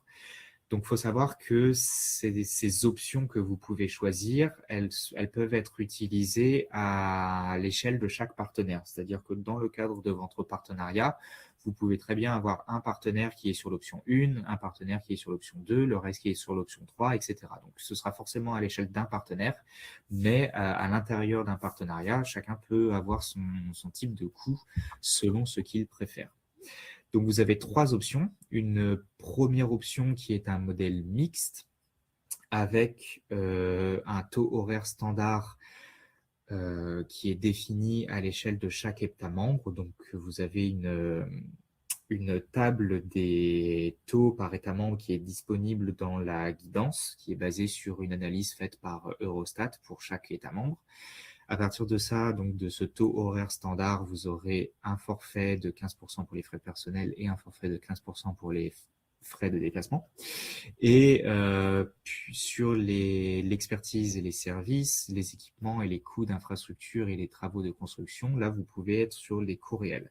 Donc, cette option 1, on va dire, elle est plus adaptée aux partenaires du projet qui ont une part importante de leur budget dédiée à des travaux d'infrastructure et de construction ou d'équipements ou des contrats à grande valeur pour des expertises et des services externes. Vous avez une deuxième option qui est un modèle simplifié, donc qui est plus adapté aux partenaires de projet qui ont des activités nécessitant une forte mobilisation de personnel, avec des coûts directs qui représentent une partie importante du budget et beaucoup d'activités qui sont réalisées en interne. Donc là, vous aurez un taux horaire, comme dans le modèle 1, standard par État membre, et toutes les autres lignes budgétaires sont un taux forfaitaire de 40%. Enfin, une troisième option, avec donc là qui est justement basé sur les coûts directs dans l'expertise externe et les services, les équipements et les infrastructures et les travaux de construction. Et à partir de ça, vous avez un forfait de 20% des coûts directs pour vos dépenses de personnel et un forfait de 15% pour vos dépenses de fonctionnement et de déplacement. Donc ça, c'est une option un peu, on va dire, adaptée à des projets, à des partenaires qui ne sont pas forcément dans l'option 1 ou dans l'option 2 et qui sont un peu dans une situation mixte entre les deux. Donc, important à savoir que cette troisième option, elle ne peut pas être faite, enfin, il faut au moins justifier d'un employé sur la paye de l'organisation, que cette dernière option rentre dans ne peut pas dépasser les seuils des valeurs fixées par les directives européennes des marchés publics. Et oui, qu'il faut prouver au moins l'existence d'un employé sur la paye de l'organisation. Slide suivant, s'il te plaît. Voilà. Donc, comment bien préparer son budget? Ce qu'il est important de retenir, c'est que le budget doit être réaliste, raisonnable, cohérent. Les coûts doivent être directement liés aux activités et liés au calendrier de mise en œuvre du projet. Donc, bien faire attention aux dates pendant lesquelles vos activités pour la réalisation des investissements seront introduites. Faites attention à toujours avoir suffisamment de marge de manœuvre pour prouver que vous serez capable de dépenser votre budget lié aux investissements durant les 2 ans de mise en œuvre du projet. S'assurer que les coûts sont alloués aux bonnes catégories, aux bons partenaires et que les coûts d'investissement sont inclus au sein de chaque work package. Le dernier conseil à donner en matière de work plan, c'est vraiment s'assurer que ce budget, il reflète correctement votre plan de travail. C'est-à-dire qu'on doit comprendre comment est-ce que votre budget est construit et qu'il reflète logiquement les différentes activités pour la bonne mise en œuvre du projet. Merci Romain. Merci beaucoup Romain. Avant de passer aux questions, il y en a beaucoup dans le chat. On va aller redonner la parole à Marie pour qu'elle puisse nous présenter peut-être son retour d'expérience sur tous ces aspects budget, phasage, coûts associés, phase de préparation. En quelques mots, Marie. Merci. Oui, merci Laurine. Alors moi, je vais revenir effectivement sur la manière dont on a construit le projet. Donc nous, Romain, on dit des modules de travail pour des work packages. Donc effectivement, nous on est parti comme je vous l'expliquais, de la feuille de route de nos collègues du bureau des temps. Et puis ensuite, on a pas mal réfléchi à comment en faire un projet. Qu'est-ce qui est cohérent? Donc voilà, je vous montre, j'ai juste mis quelques images là pour vous montrer qu'on a trifouillé les trucs dans un sens, qu'on les a modifiés dans l'autre, etc., avant d'aboutir à notre logique de projet, qui est, tu peux la mettre en slide suivante, s'il te plaît, Laurine. Voilà. Donc, alors effectivement, hein, ça colle pas tout à fait à ce que vous allez faire parce que il y a plus de Work Package communication, il n'y a pas de Work Package neuf là à transfert. En tout cas, puis je sais pas non plus si vous avez un Work Package gestion de projet. Je suis pas rentrée dans les détails vu qu'on n'est pas éligible. Donc, mais voilà. En tout cas, tout ça pour vous dire que je pense que pour construire un bon projet, ça prend du temps pour arriver à quelque chose de vraiment cohérent et de vraiment logique. Je pense que ça nous a pris, je vous ai dit, on a commencé à y travailler à l'été. Je pense qu'on a pris bien 3-4 mois avant d'arriver à quelque chose comme ça. Et je me souviens même, le lancement de l'appel, c'était le 19 octobre. Bon, je sais plus, c'était en octobre. Il y avait la directrice Europe internationale de la région des Hauts-de-France, il y avait le directeur d'UI. Bon, on leur a pitché notre idée, on a tout de suite vu qu'au niveau du ratio, on n'était pas bon. Hein. Donc, en tout cas, voilà, il y a tout un bon projet, c'est aussi quelque chose qui se comprend par les évaluateurs. Donc, si vous avez une super idée, mais qu'ensuite, la logique, il y a un truc bancal que quand vous le racontez aux gens, il n'y a pas une lumière qui s'allume un peu dans leurs yeux, là, vous avez quelque chose à retravailler. Et un deuxième aspect, c'est trouver alors, c'est des projets qui sont vraiment sur de l'expérimentation. Et ça, c'est top parce que il y a pas beaucoup d'opportunités qui nous permettent d'avoir, pour nous, c'était jusqu'à 5 millions, pour vous, c'est jusqu'à 2 millions. 2 millions d'euros de subventions pour aller sur quelque chose de tout nouveau. Et par contre, ce qui est compliqué, c'est de vraiment arriver au bon format. C'est-à-dire du coup, hein, c'est nouveau, donc c'est pas évident de trouver de savoir si on va trop loin dans ce qu'on propose ou si au contraire c'est réaliste. Voilà, donc bon courage pour aller sur cette ligne de crête. Mais voilà, soyez. Alors, il faut pas être trop conservateur parce que sinon après on n'est plus assez dans l'ambition et en même temps, si on est trop ambitieux, ça devient plus faisable. Alors ensuite, au niveau du calendrier du projet, effectivement, donc nous on l'a déposé début 2023, on a eu la réponse en fin mai, juin 2023, et puis il y a eu 6 mois fin 2023, quoi. En gros, à partir de septembre jusqu'à fin février 2024, c'était la phase d'initiation qui était de 6 mois pour nous. Ensuite, là, voilà notre calendrier de projet. On avait prévu à peu près 2 ans et demi avec un travail de mise en œuvre sur les villes de Lille et Los. Et puis ensuite, des expérimentations qui allaient plus loin à l'échelle de la MEM, ouverte à toutes les communes. Et alors, je vous l'ai mis aussi en parallèle, là, c'est une question d'évaluation continue. Moi, je pense que c'est un atout aussi. Notre projet, il est un peu particulier parce qu'il y a vraiment, vraiment beaucoup d'actions par rapport à beaucoup de projets où ils sont allés surtout sur la question du NEB. Le NEB, on l'associe beaucoup à l'architecture notamment. Donc, je pense qu'il y a beaucoup de projets où ils sont allés sur la transformation d'un bâtiment d'une certaine manière. Bon, nous, on est beaucoup sur des petites actions disséminées. Et du coup, c'est la question de l'évaluation pour nous, elle était vraiment importante du début jusqu'à la fin pour réussir à saisir ce qui fonctionne à un endroit, ce qui marche pas, comment on peut transformer ça pour faire en sorte qu'ensuite, quand on expérimente à l'échelle de la MEL, quand on ouvre notre appel à manifestation d'intérêt là, à l'échelle de la MEL, on propose quelque chose qui soit cohérent, qui puisse réussir dans toutes les communes qui répondront à l'AME. Donc je reviens juste à une recommandation que j'ai faite là par rapport dans la slide d'avant, excuse-moi Laurine, c'est la recommandation d'anticiper la charge de travail de la phase d'initiation. Alors bon, je ne sais pas ce qu'il en est, nous on était vraiment le premier appel, c'était aussi la nouvelle formule des projets, du programme, donc je pense qu'il y a des choses qui ont évolué. Mais nous, il y a eu des collègues quand même qui ensuite étaient dans la mise en œuvre du projet, quand même une surprise de la charge de travail ensuite dans la phase d'initiation. Donc, il faut pouvoir se rendre disponible aussi dès la phase d'initiation pour ensuite faire toutes les modifications dans l'application form, répondre à toutes les demandes du secrétariat EY. Laurine, c'est bon? Slide suivante.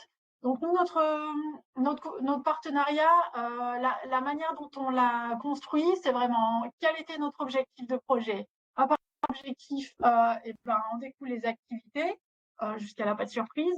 Et du coup, pour faire nos activités, on se rend compte là qu'on a besoin de certaines compétences. Et c'est vraiment pour aller chercher les compétences qui nous manquaient qu'on ait identifié l'un ou l'autre partenaire. Donc, c'est vraiment dans une logique de complémentarité qu'on a construit notre partenariat. Et d'où, slide suivante, Laurine, s'il te plaît, voilà, d'où notre partenariat actuel. Donc, les partenaires de transfert, vous n'en avez pas et donc vous n'allez pas vous en soucier, mais juste pour vous donner un petit aperçu d'une autre, nous, la MEL et chefs de file, on a les villes de Lille et Los qui sont nos villes un peu pionnières dans l'expérimentation.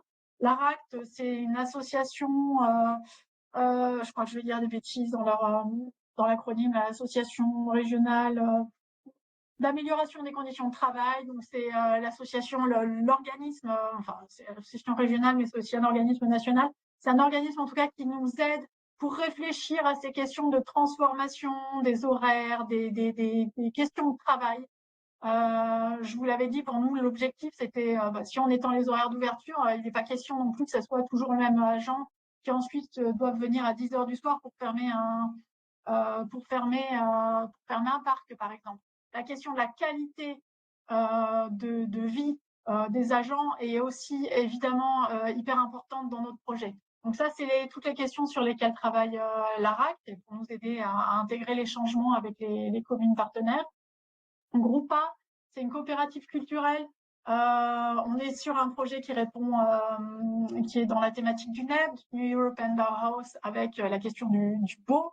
Donc, Groupa, c'est une coopérative qui travaille qui base son travail sur vraiment sur le vécu, l'urbanisme, le vécu des habitants, et qui ensuite propose des résidences d'artistes. Donc l'objectif, nous, c'était de faire en sorte aussi que les lieux qu'on peut ouvrir aux habitants, dans lesquels ils peuvent aller pour avoir davantage de lieux frais l'été, que ces lieux soient attractifs aussi à la population, éventuellement avec des œuvres d'art ou alors avec des œuvres réalisées en partenariat avec la collaboration des habitants. Et ça, c'est le travail qui est fait notamment par l'association CID, la dernière. Voilà. Bon, le CEREMA, je ne vous le présente pas, et eux, parce que je pense que tout le monde connaît le CEREMA. Nous, le rôle qu'ils jouent, c'est beaucoup, ils apportent des outils méthodologiques, toutes leurs compétences dans les questions de transformation des lieux. Notre projet comprend, par exemple, de la désimperméabilisation de cours d'école. Ça, c'est un sujet sur lequel le CEREMA a beaucoup de retours d'expérience et donc qui nous fait bénéficier. Et puis écologie urbaine et citoyenne, c'est un organisme qui travaille aussi beaucoup sur la participation citoyenne. Donc là, à chaque fois qu'il y a des ouvertures avec des écoles, les populations locales sont impliquées, les associations de parents d'élèves sont impliquées, évidemment tous les agents des écoles sont impliqués. Donc ils nous aident notamment sur tous ces liens pour la participation. Voilà. Alors, bon, nous, c'était assez évident quand on a construit notre projet. Assez rapidement, on s'est dit, OK, là, il nous manque des compétences. Là, il nous manque ça. Donc là, il faut qu'on aille chercher quelqu'un là-dessus. Il faut qu'on aille chercher un organisme sur ce sujet-là, etc. Les besoins et l'identification des projets dont on aurait besoin, ça s'est fait assez simplement et assez naturellement dans l'élaboration du projet. Un point, par contre, qui me semble vraiment très, très important, c'est que quand on veut faire venir une organisation dans son projet, à la fois, les organisations ne sont pas forcément au courant de ce que c'est que l'appel à projet en question et des règles du programme. Il y a des aspects, évidemment, qui sont très intéressants en termes de notoriété, en termes de financement. À 80%, ça reste un programme, un des programmes les plus intéressants du marché des projets européens. Toutefois, il y a aussi des contraintes. Et je pense que là, il faut être vraiment clair avec les projets sur les avantages et les inconvénients à rejoindre un partenariat. Voilà, nous, on a finalement une association qu'on avait pressentie au début pour rejoindre le projet et qui nous a dit au final, bah non, moi, les règles qu'il y a avec ce programme, ça va pas coller, donc ça peut pas aller. Et voilà, et donc c'est l'occasion peut-être aussi pour les partenaires de vraiment alors, je ne sais pas si c'est la bonne occasion pour les partenaires de se remettre à jour sur la comptabilité analytique, les règles de marché public, etc. Mais en tout cas, je pense que là, c'est des choses aussi à vraiment clarifier en amont avec les partenaires pour se faciliter le travail après. Donc, voilà. Je ne sais plus si je crois que c'est tout pour cette fois pour moi. C'est tout bon. Ouais. Merci beaucoup à tous les deux pour vos éclairages. On a été un peu bavard sur cette première partie parce qu'on voulait vraiment vous poser le cadre aussi, vous ayez un maximum d'informations pour cette première session de questions. Donc, on va passer à cette session questions-réponses. Si Marie, Romain et moi-même, on peut être un peu assez concis, ça serait pas mal, mais on va essayer de prendre un maximum de questions qui ont été remontées. La première, je pense qu'elle peut être plutôt rapide à répondre, mais il y a une question autour de est-ce que les autorités urbaines qui ont déjà participé, cela signifie celles qui sont lauréates ou celles qui ont déposé une candidature. Donc Romain, tu me confirmes, mais c'est bien celles qui sont lauréates, qui sont considérées comme non éligibles pour cet appel numéro 4 d'Action Innovante. Oui, c'est ça. Donc effectivement, on a un projet pour l'instant en France avec la métropole européenne de Lille. On en aura, j'espère, plus pour la prochaine fois. Mais du coup, voilà, c'est le seul projet qui, du coup, c'est la seule chose à tenir en compte là-dessus. Il n'y a pas d'autres choses à voir. Pas de contrainte.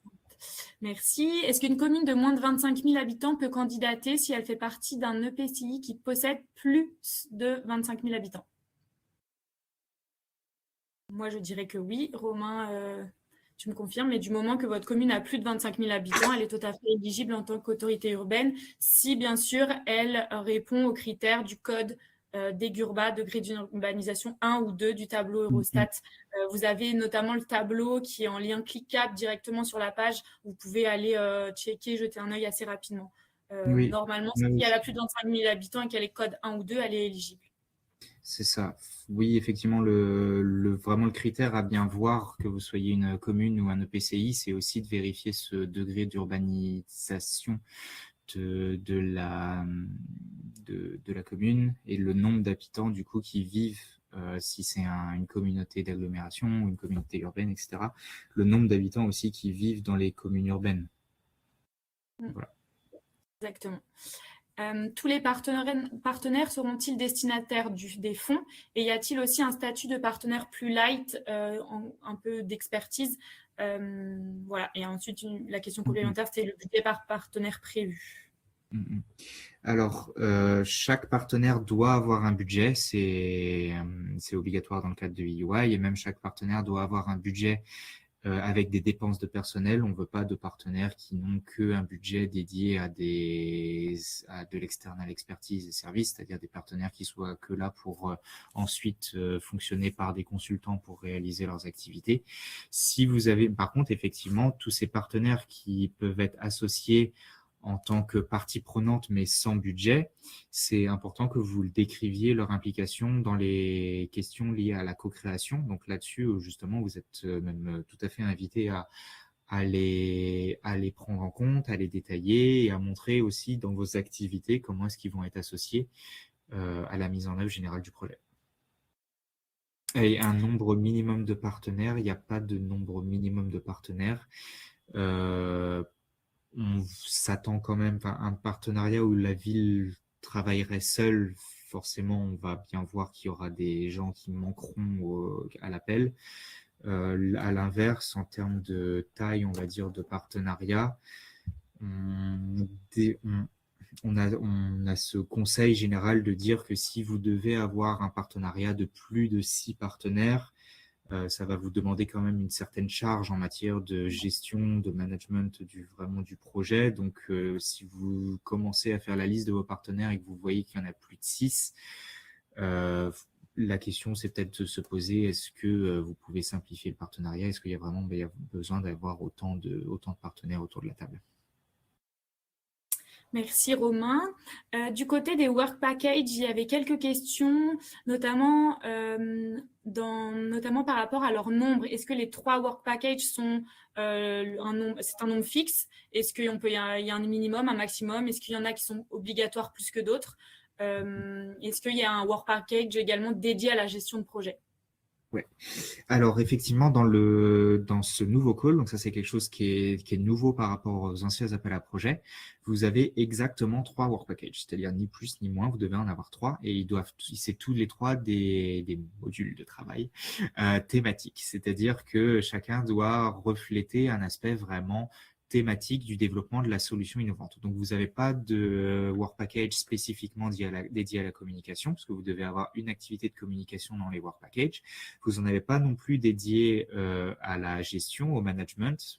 À la place qu'on attendra de vous, c'est dans votre dossier d'application, vous aurez une partie spécifique dans la section D, le plan de travail, avec 4 questions en fait où vous allez décrire comment est-ce que vous allez gérer votre partenariat, quelles sont les grandes structures que vous allez mettre en place, etc. Mais vous n'aurez pas de work package thématique là-dessus. Et pour ceux qui avaient aussi éventuellement déjà commencé à suivre les appels à projets précédents, avant il y avait aussi un work package dédié à l'évaluation, ça n'existe plus non plus. Il n'y a plus non plus de work package dédié au transfert parce qu'il n'y a plus du tout de composante transfert dans ces nouveaux appels à projets.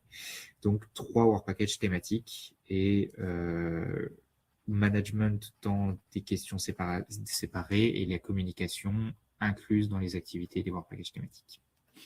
Ok, merci Romain. C'est dans cette idée de simplification de la commission et de EY que ce formulaire a été pensé normalement pour faciliter la participation notamment des plus petites collectivités, peut-être moins habituées aussi aux gros appels à candidature. Peut-être 1 ou 2 questions pour terminer, notamment liées à l'éligibilité des dépenses. Est-ce que tu peux nous rappeler les dates et est-ce qu'une action qui démarre avant du coup la date d'éligibilité des dépenses qui tu nous as annoncé le 1er mars 2027 est-elle éligible et comment ça se passe niveau marché public? Est-ce qu'un marché peut être lancé avant mais qu'une facture qui a lieu pendant la période d'éligibilité est-elle éligible ou est-ce que le marché doit être lancé pendant cette phase d'éligibilité? Alors effectivement, tous les coûts réels qui sont associés au projet doivent être réalisés dans la période de mise en œuvre, c'est-à-dire du 1er mars 2027 au 28 février 2029. Les dépenses que vous avez avant, elles sont couvertes effectivement par ces montants forfaitaires. Donc, effectivement, Marie a rappelé qu'il y avait quand même une charge de travail à prévoir dans le cadre de la phase d'initiation du projet. Donc maintenant, dans les cadres des 3 mois, cette implication, elle a la vocation à être couverte par le forfaitaire, montant forfaitaire qui vous est alloué automatiquement au début du projet. Donc tout coût encouru avant ou après n'est pas éligible. Et par rapport à la question sur est-ce que c'est possible de lancer un marché public avant,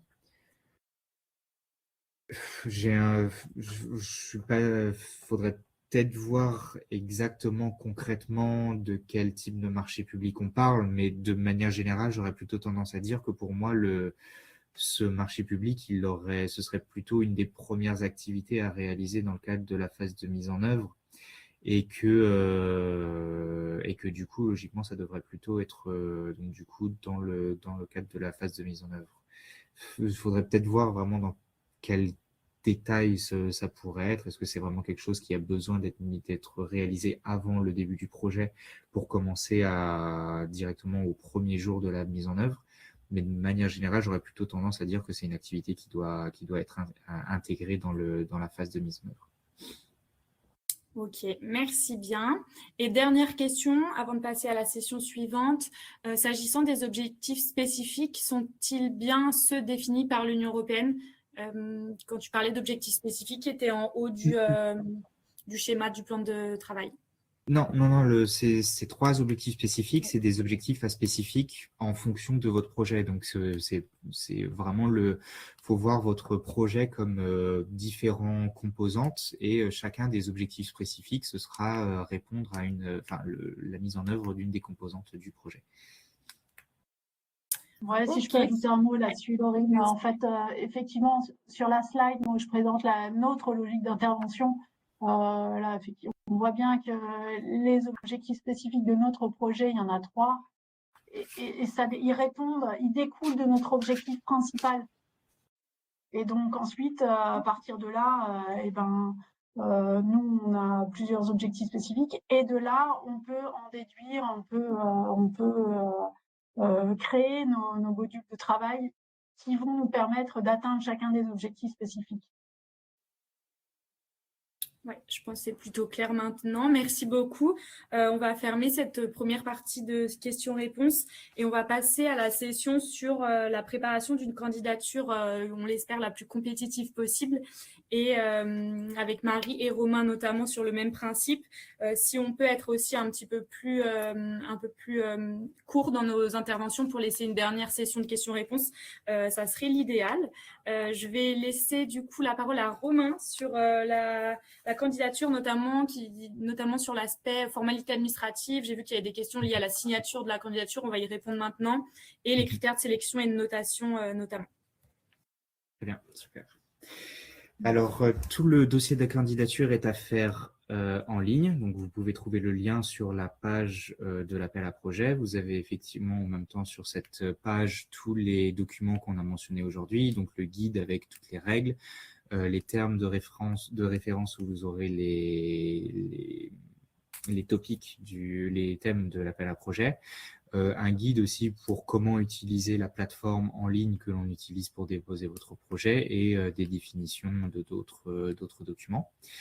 Donc, pour votre dossier à soumettre, vous devez soumettre le dossier de candidature, la feuille de confirmation donc, qui est signée par un représentant de votre municipalité. Donc, ça peut être votre maire, mais ça peut être aussi quelqu'un dans un des départements techniques qui va vraiment assumer le dépôt de la candidature.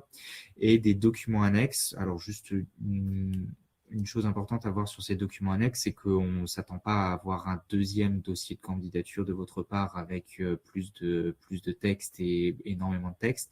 Il faut vraiment les voir comme le moyen de soumettre, parce que dans le dossier de candidature en ligne, vous n'aurez pas la possibilité de soumettre des graphiques, des cartes, ce genre de choses. Donc vraiment, voyez ces documents annexes comme le moyen de soumettre des éléments qui vraiment vont servir la démonstration de votre projet. Donc tout se fait en ligne sur la plateforme et la soumission est possible dans toutes les langues, mais comme je vous l'avais dit, je vous recommande quand même de le soumettre en anglais pour avoir un contrôle sur le texte lui-même.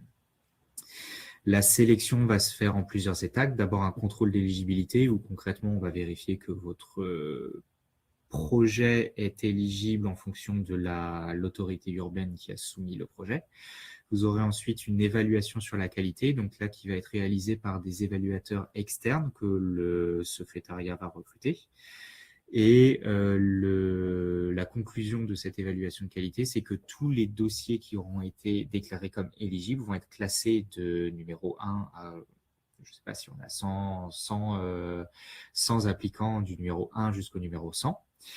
Et à partir de ça, les projets vont entrer dans une deuxième étape qui est l'évaluation opérationnelle. Donc cette fois, c'est une évaluation qui va être réalisée par les membres du secrétariat permanent.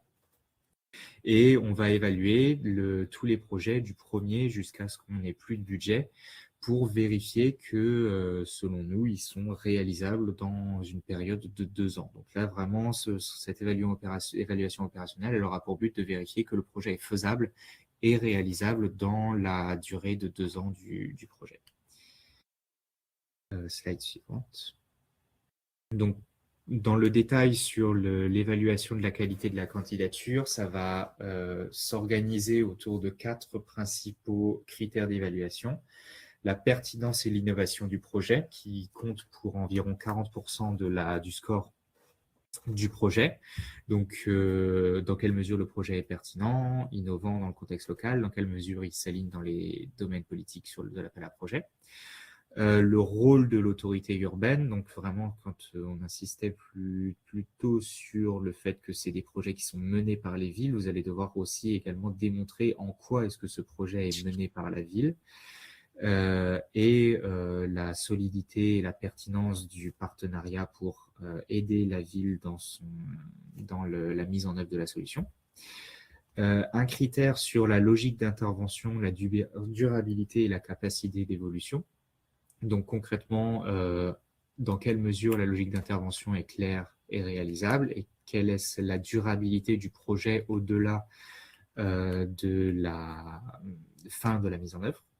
Et enfin, le plan de travail et la co-création, donc vraiment en quoi est-ce que les activités de participation sont co-créées, enfin les activités sont participatives et co-créées et sont intégrées au projet, et surtout dans quel cas, dans quelle mesure le programme de travail est cohérent pour atteindre les résultats.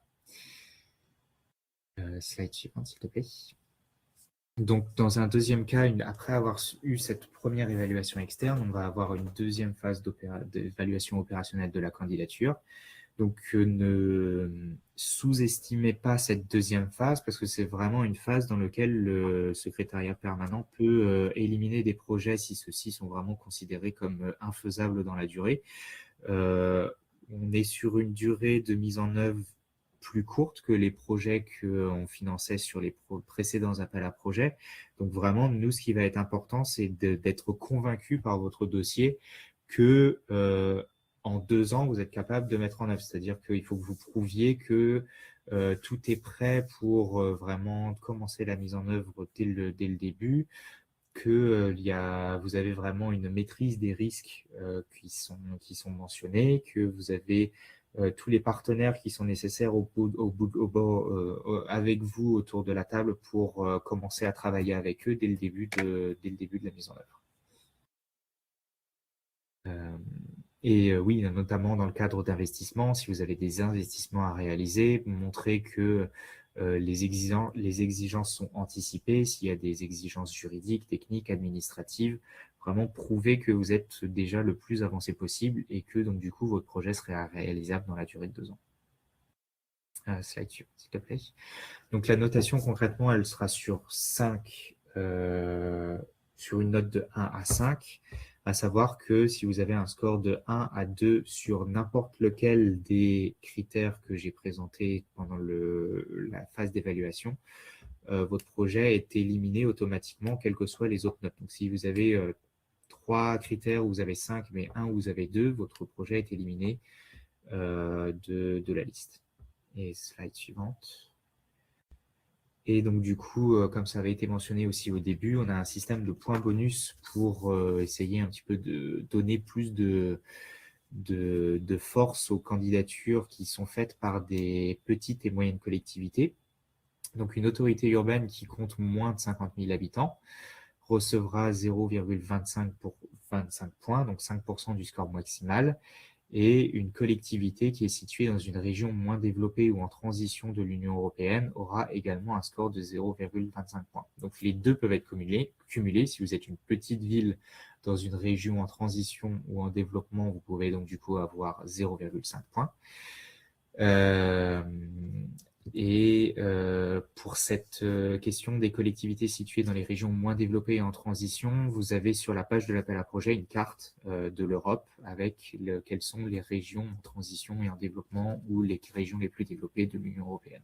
Donc vous pouvez voir sur cette carte à quel bonus vous pouvez prétendre. Enfin, donc ça c'est quelque chose qui est nouveau dans le cadre de cet appel à projet. On a un label d'excellence qui est fait par la Commission européenne.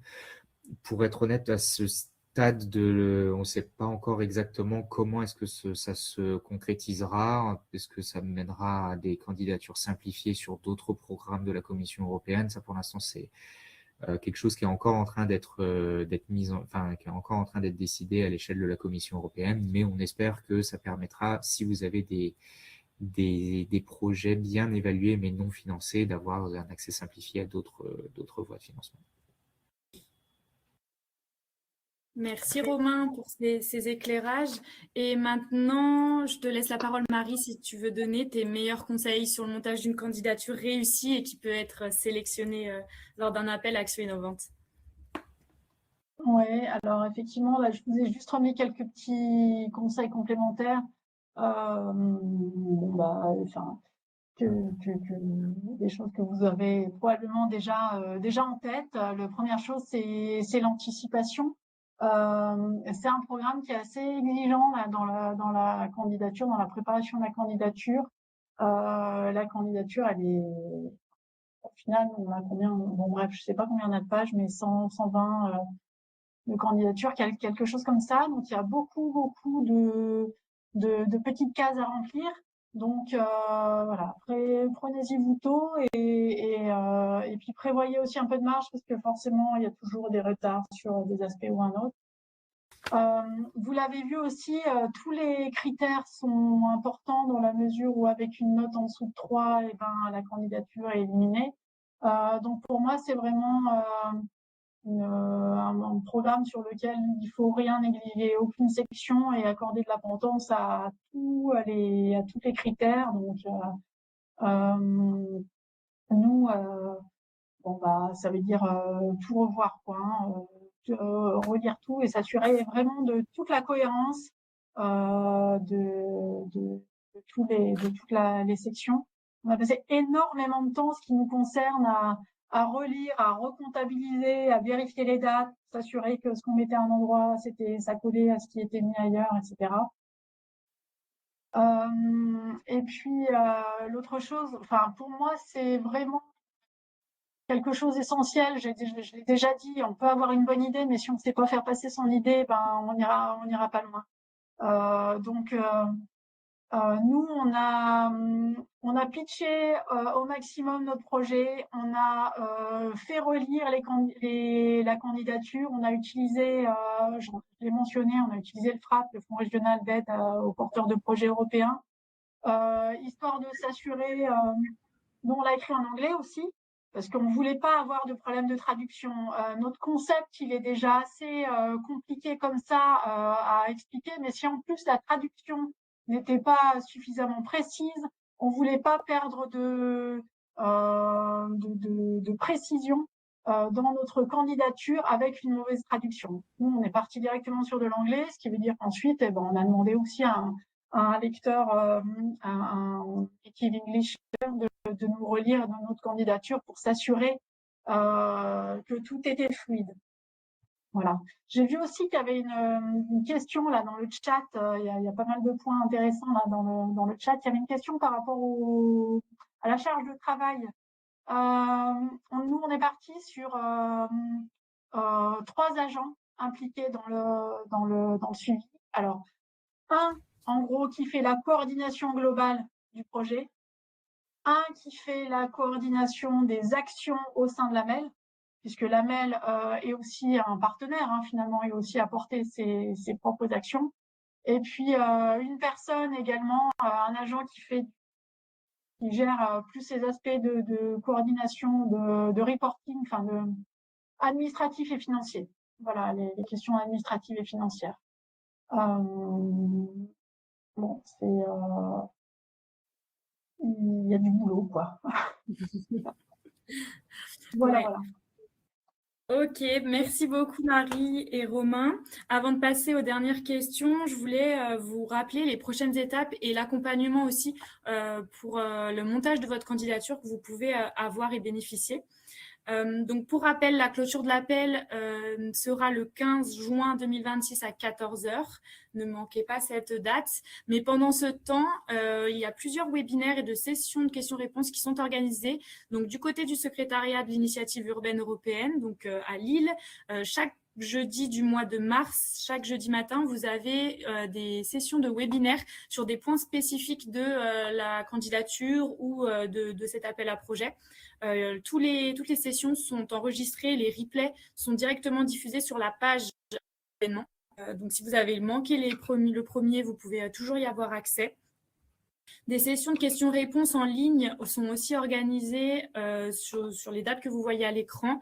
Et il faut s'inscrire pour participer à ces sessions de questions-réponses.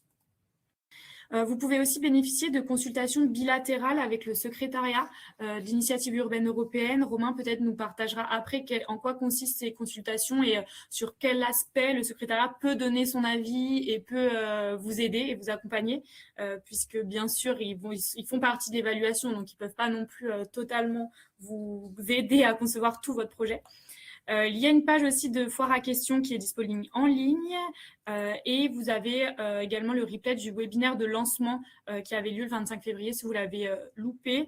Mais si vous êtes là aujourd'hui, je pense que vous avez eu un maximum d'infos qui ont été aussi diffusées lors du webinaire de lancement. S'agissant des autres types d'accompagnement, vous avez, comme le disait Romain, plein de documents qui sont réunis sur la page d'info de l'appel qui peuvent vous accompagner tant par les guidelines qui sont communiqués, mais également vous avez le document Word du formulaire de candidature qui est disponible en format Word et non pas directement sur la plateforme EY Connect. Si vous avez des soucis techniques sur la plateforme pour remplir votre formulaire, vous pouvez aussi demander un appui au secrétariat avec les éléments indiqués, donc pour faciliter le traitement des demandes, nom du projet, identifiant, le compte, une capture d'écran via l'adresse mail que vous voyez, Innovative Actions. Et de mon côté, n'hésitez pas à revenir vers moi si vous avez toute question en lien avec l'appel à projet, que ce soit éligibilité, critères logiques d'intervention, thématiques. On peut en discuter ensemble. Moi, je suis là pour vous accompagner sur des candidatures ou sur des échanges plus personnalisés de manière bilatérale. Donc, il n'y a pas de souci. N'hésitez pas à revenir vers moi et j'essaierai de répondre et être disponible dans la mesure du possible au plus vite. Donc voilà, s'agissant des accompagnements, je rappelle aussi que ce webinaire sera disponible en replay sur la page de l'événement également rapidement dans les prochains jours. Et je pense qu'on peut prendre les dernières questions si ça vous va. Il nous reste une bonne dizaine de minutes pour échanger. Donc c'est le moment, si vous avez des petites questions qui n'ont pas été répondues auparavant, vous pouvez les reposer dans le chat. Mais on en a sélectionné déjà quelques-unes qui peuvent être intéressantes. Notamment, il y avait pas mal de retours sur, est-ce qu'on sait, d'expérience aussi, combien de candidatures sont sélectionnées par rapport au taux de proposition, par rapport aux propositions. Est-ce que Romain, tu as un peu un ordre d'idée de la compétitivité de cet appel par expérience aussi? Alors, aux 3 premiers appels à projets, on avait entre 100 et 120 appels déposés et on avait donc du coup au premier appel, on a eu 14 projets sélectionnés, 22 au deuxième et 20 au troisième. Maintenant, donc du coup, sur ce prochain appel à projet, donc on a un budget de 60 millions d'euros, donc une trentaine de projets sélectionnés. Maintenant, la grande question, c'est combien est-ce qu'on aura de dossiers, puisqu'on nous dit, on a des retours comme quoi il y aura probablement plus de postulants cette fois que les fois précédentes. Donc, à voir le nombre de dossiers de candidature qu'on va recevoir. Ok. On a un gros sujet en France là sur cette période.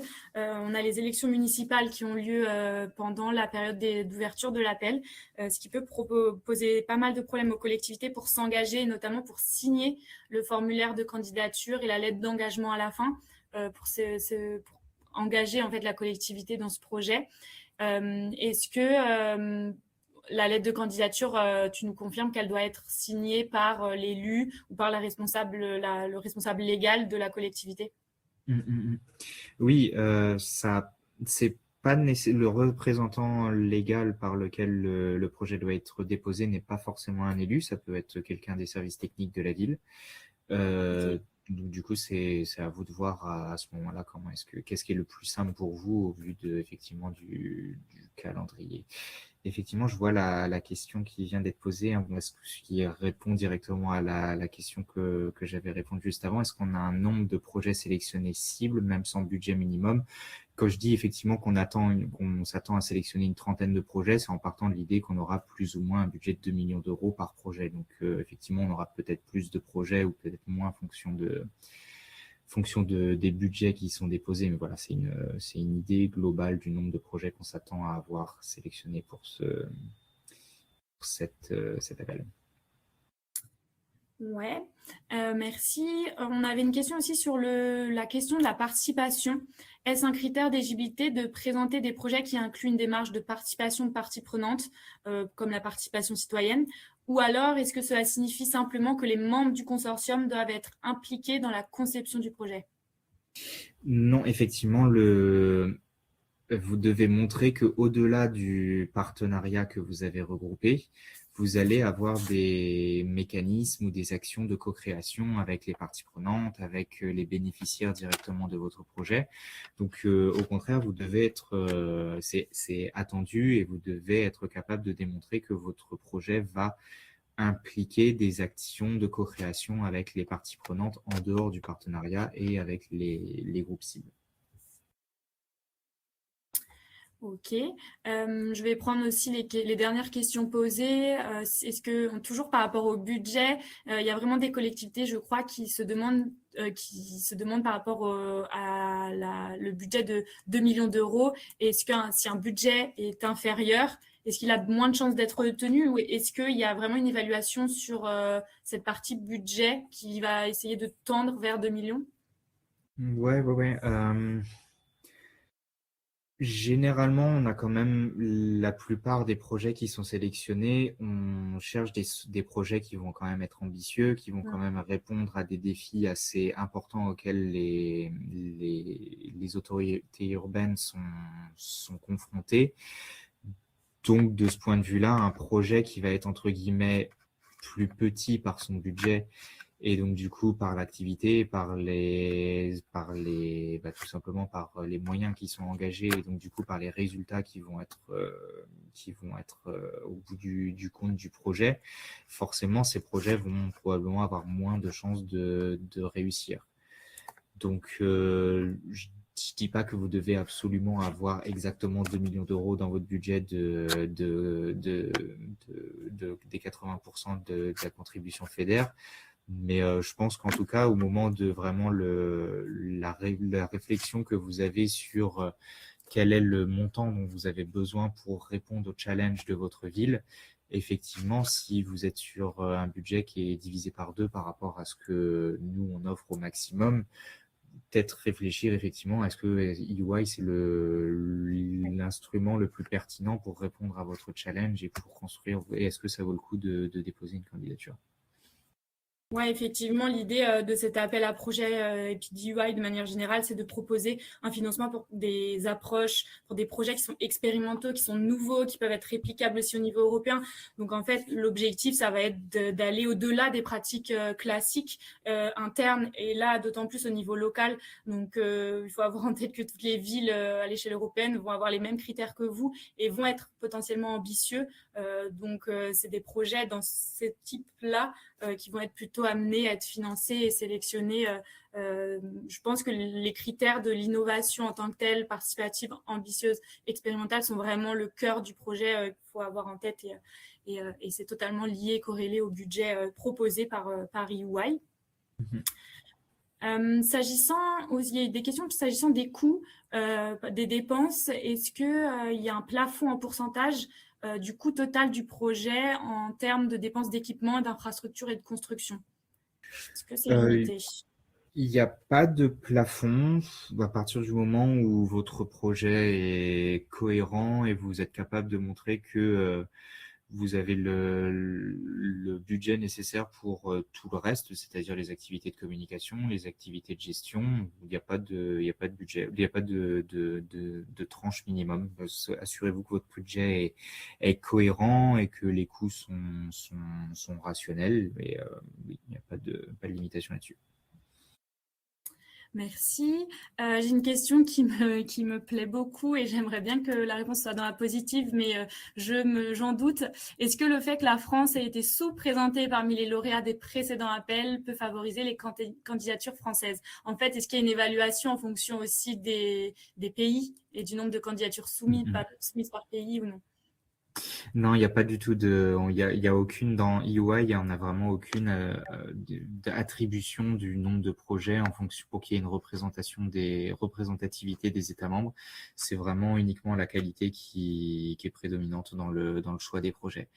Donc, si on a 30 excellents projets français, on peut avoir 30 projets de ville française au final. C'est pour ça qu'il ne faut pas se limiter en termes de candidature. Il est compétitif, mais vous avez totalement aussi votre place. Et si votre projet est solide, il pourra être sélectionné sans tenir compte des autres candidatures aussi, des autres Français ou des autres Européens. Et Romain aussi, j'en profite pour te demander quel peut être le degré d'appui du coup en consultation bilatérale du secrétariat en termes de construction du projet. Est-ce que vous pouvez aider notamment à construire peut-être, je sais pas, le work plan, appuyer sur peut-être les thématiques, sur la cohérence. Comment vous allez un petit peu gérer cet accompagnement? Oui, alors si vous avez des questions auxquelles vous aimeriez répondre dans le cadre on offre effectivement des consultations individuelles. Donc généralement, le but vraiment de ces consultations, c'est de répondre à des porteurs de projets qui ont déjà quand même un projet un petit peu mature, parce qu'il faut qu'on puisse être capable de bien comprendre quel est l'objectif de votre projet, quelles sont vos questions claires. On peut vous aider effectivement à vous donner des conseils sur comment vraiment faire en sorte que votre work plan soit plus pertinent, vous donner des grandes orientations aussi sur peut-être des choses qui paraissent manquer quand on vous entend pitcher votre projet. Si effectivement il y a peut-être un accent qui n'est pas suffisamment porté sur tel type d'activité, comment vous aider aussi à intégrer les différentes activités. Si vous avez des questions concrètes sur est-ce qu'une dépense peut être éligible et donc du coup est-ce qu'une activité peut être introduite aussi dans votre projet. Donc on peut vous aider sur tous ces aspects-là. Peut-être effectivement une précision à apporter, c'est sur plus la partie est-ce que votre projet répond au thème de l'appel à projet ou est-ce que votre projet est innovant ou suffisamment innovant? Là-dessus, nous, on ne peut pas se porter sur vraiment des aspects plus stratégiques de votre projet. On peut écouter votre idée de projet et vous donner notre interprétation si ça semble être dans une corrélation, mais en tout cas, on peut pas vous dire qu'est-ce que vous devriez faire pour que votre projet soit plus innovant ou réponde mieux à la thématique de l'appel à projet. Merci. J'avais vu passer une question liée aux partenaires et au budget avec les partenaires. Est-ce que Marie, tu as un retour d'expérience sur comment vous, au niveau de votre partenariat, vous avez réussi à coupler budget de l'autorité principale, budget des partenaires, les 20%, etc. Est-ce que ça se fait bien? Tu veux dire pour monter le projet? Ben écoute, oui, ça s'est bien fait. En fait, je pense que ça dépend vraiment des partenaires, des partenariats. Après, il y a différentes manières de monter des projets. On peut soit être un petit peu directif en disant, OK, là, nous, on vous propose tant pour telle action. Qu'est-ce que vous pouvez nous faire pour ça? Ou alors, au contraire, dire, OK, nous, on veut que vous fassiez ça. Ça vous coûterait combien? Et puis ensuite, essayer de négocier avec les uns et les autres, quoi. Mais plutôt, on a eu une approche un peu intermédiaire parce que le gâteau il est assez gros, mais il faut quand même le couper en plusieurs bouts. Et donc, au final, oui, on a tous eu des moments de négociation. On a dit, OK, ça rentre pas comme ça. Il va falloir diminuer. Qu'est-ce que vous pouvez nous faire pour, je sais pas moi, 10% de moins que ce que vous avez demandé initialement? Et non, globalement, ça s'est plutôt bien passé. Juste, je précise parce qu'il y avait une question par rapport à comment ça s'articulait. Là, je pense que la question c'était, mais donc chaque partenaire a bien son budget, c'est bien un montant en gros qui lui est alloué. Par contre, ensuite, au niveau des flux financiers, tout va transiter par le chef de file. Donc ça, c'est aussi un rôle important et un peu lourd vu nos procédures administratives internes. Bon, nous, en l'occurrence, il y a eu beaucoup de réflexions sur quel était le montage approprié, etc. Et finalement, pour ceux qui s'y connaissent, qui aiment les finances publiques, ça passe par un compte non budgétaire. Donc comme ça, c'est pas comme si ça rentrait dans la compta de la MEL et que ça en sortait, c'est un autre truc, quoi. Voilà. Mais il y a bien, en tout cas, tout ce travail aussi là qui doit être fait par la MUA. Ouais. Merci. Et du coup, pour rebondir, est-ce que au sein d'un budget d'un partenaire, est-ce qu'il est possible d'inclure des coûts RH? Oui, évidemment. Ouais. Et je crois qu'il y avait une question aussi, c'était par rapport aux 20%. Là, nous, par exemple, pour la MEL, je pense que l'essentiel de nos 20% d'apport, c'est via des RH. Et bon, et je pense que classiquement, pour la plupart de nos des partenaires du projet, je pense que la plupart apportent en fait en RH, quoi, en gros. Hein. Ok. Merci beaucoup. Je vois que certains commencent déjà à quitter la session et le webinaire, donc je pense qu'on peut terminer les questions. N'hésitez pas à en poser quelques dernières si jamais on peut vous répondre dans le chat. Mais vous avez vu qu'il y a pas mal aussi d'appui et d'accompagnement de notre côté, que ce soit côté secrétariat, moi de mon côté point de contact. Donc on est vraiment à disposition pour vous accompagner. N'hésitez pas à revenir vers nous. Moi je reste disponible pour échanger. Et je voulais vous mentionner avant de partir 3 autres opportunités de financement si cet appel ne vous a pas convaincu ou que c'est peut-être un peu trop gros pour vous, trop tôt. Il y a d'autres dispositifs qui peuvent vous intéresser, notamment au sein de l'initiative urbaine européenne. Je vous en parlais au début, les échanges City to City, qui est un appel qui est ouvert en continu, qui vous permet de réaliser des visites bilatérales autour d'un enjeu urbain entre 2 ou 3 collectivités villes européennes. Donc ça peut être l'occasion, si vous n'avez jamais vraiment intégré un projet européen, un programme européen, de débuter et de disposer, d'utiliser ce dispositif qui est super flexible et assez fluide et assez rapide à mettre en œuvre. Il y a même un service d'aide pour trouver ses partenaires, que ce soit de notre côté en tant que point de contact et aussi du côté du secrétariat. Il y a des experts mobilisés pour vous. On vous met les liens dans le chat. Il y a un appel qui va être lancé le 11 mars, donc très bientôt, qui s'appelle Peer Reviews, qui est plutôt un appel dédié à la conception et la mise en œuvre d'une stratégie urbaine intégrée, donc via un benchmarking et des experts, des pairs qui peuvent vous accompagner et vous donner leurs retours et leurs recommandations sur votre stratégie urbaine. Des webinaires vont aussi être organisés à l'échelle du secrétariat et de mon côté sur cet appel-là. Et dernièrement, je suis aussi le point de contact donc du programme Urbact, qui est aussi un programme Interreg, donc de coopération territoriale européenne, qui permet de mettre en réseau des villes, des collectivités urbaines de toute taille. Donc là, sans restriction en termes de taille et d'habitants et de population. Et un prochain appel est ouvert le 17 mars. J'organise un webinaire national qui sera un peu similaire à celui-ci le 26 mars. Et l'objectif de cet appel sera de mettre en œuvre des actions concrètes sur le terrain grâce au partage d'expériences entre villes européennes qui font partie d'un même réseau d'échange de pratiques, de connaissances, avec l'accompagnement d'experts et la diffusion d'une méthode. Donc voilà, en bref, un petit peu ce que vous pouvez aussi avoir en termes de programme. Et il s'agit des derniers appels de cette période de programmation. Donc, c'est l'occasion d'en profiter, même si je sais la période n'est pas facile au niveau des élections municipales, mais peut-être que le risque en vaut la chandelle. Voilà, on va terminer ce webinaire. On voulait vous donner un dernier conseil chacun avant que vous partiez. De mon côté, c'était plutôt un conseil de candidater et d'essayer de prendre ce petit risque si votre projet est solide.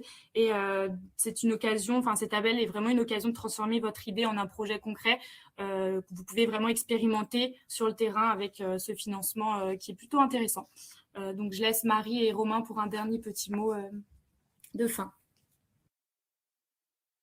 Oui, moi, mon conseil, ce serait, déjà, à ma connaissance, il n'y aura pas d'appel en 2027, donc, Romain, tu me contrediras peut-être, mais je pense que c'est un peu la dernière occasion avant la suite, dont on ne sait pas quand est-ce qu'elle va arriver ni à quoi elle va ressembler. Et l'autre chose, c'est je pense que du travail de montage de projet comme ça, c'est beaucoup de temps, c'est beaucoup d'investissement. Mais je pense que même si ça aboutit pas, il y a en général souvent des choses en interne qui peuvent être recyclées ou réutilisées, ou que ça peut lancer d'autres démarches qui aboutissent d'une autre manière à plus ou moins brève échéance. Mais je pense que ça, à chaque fois, ça lance quand même d'autres opportunités. Effectivement, oui, c'est ce que j'allais dire aussi. Donc, c'est notre dernier appel à projet pour EY pour cette période de programmation. Donc, mon conseil, c'est si vous êtes intéressé, lancez-vous. Et à effectivement contacter les UCP, mais exactement nous, le secrétariat permanent pour suivre nos prochaines activités de communication donc on aura bientôt sur le reste du work plan, sur le budget, etc. Il y aura tous les aspects de votre dossier de candidature qui seront élaborés et qui seront détaillés dans nos activités en ligne. Donc voilà. Merci à tous. Je vous remercie Marie et Romain pour vos éclairages, vos exemples, vos conseils, vos bonnes pratiques. Et merci à tous les participants pour votre dynamisme et votre enthousiasme dans le chat, en espérant qu'on vous a peut-être convaincus et apporté toutes les réponses. Très belle fin d'après-midi et on reste disponible en cas de besoin. Merci à tous.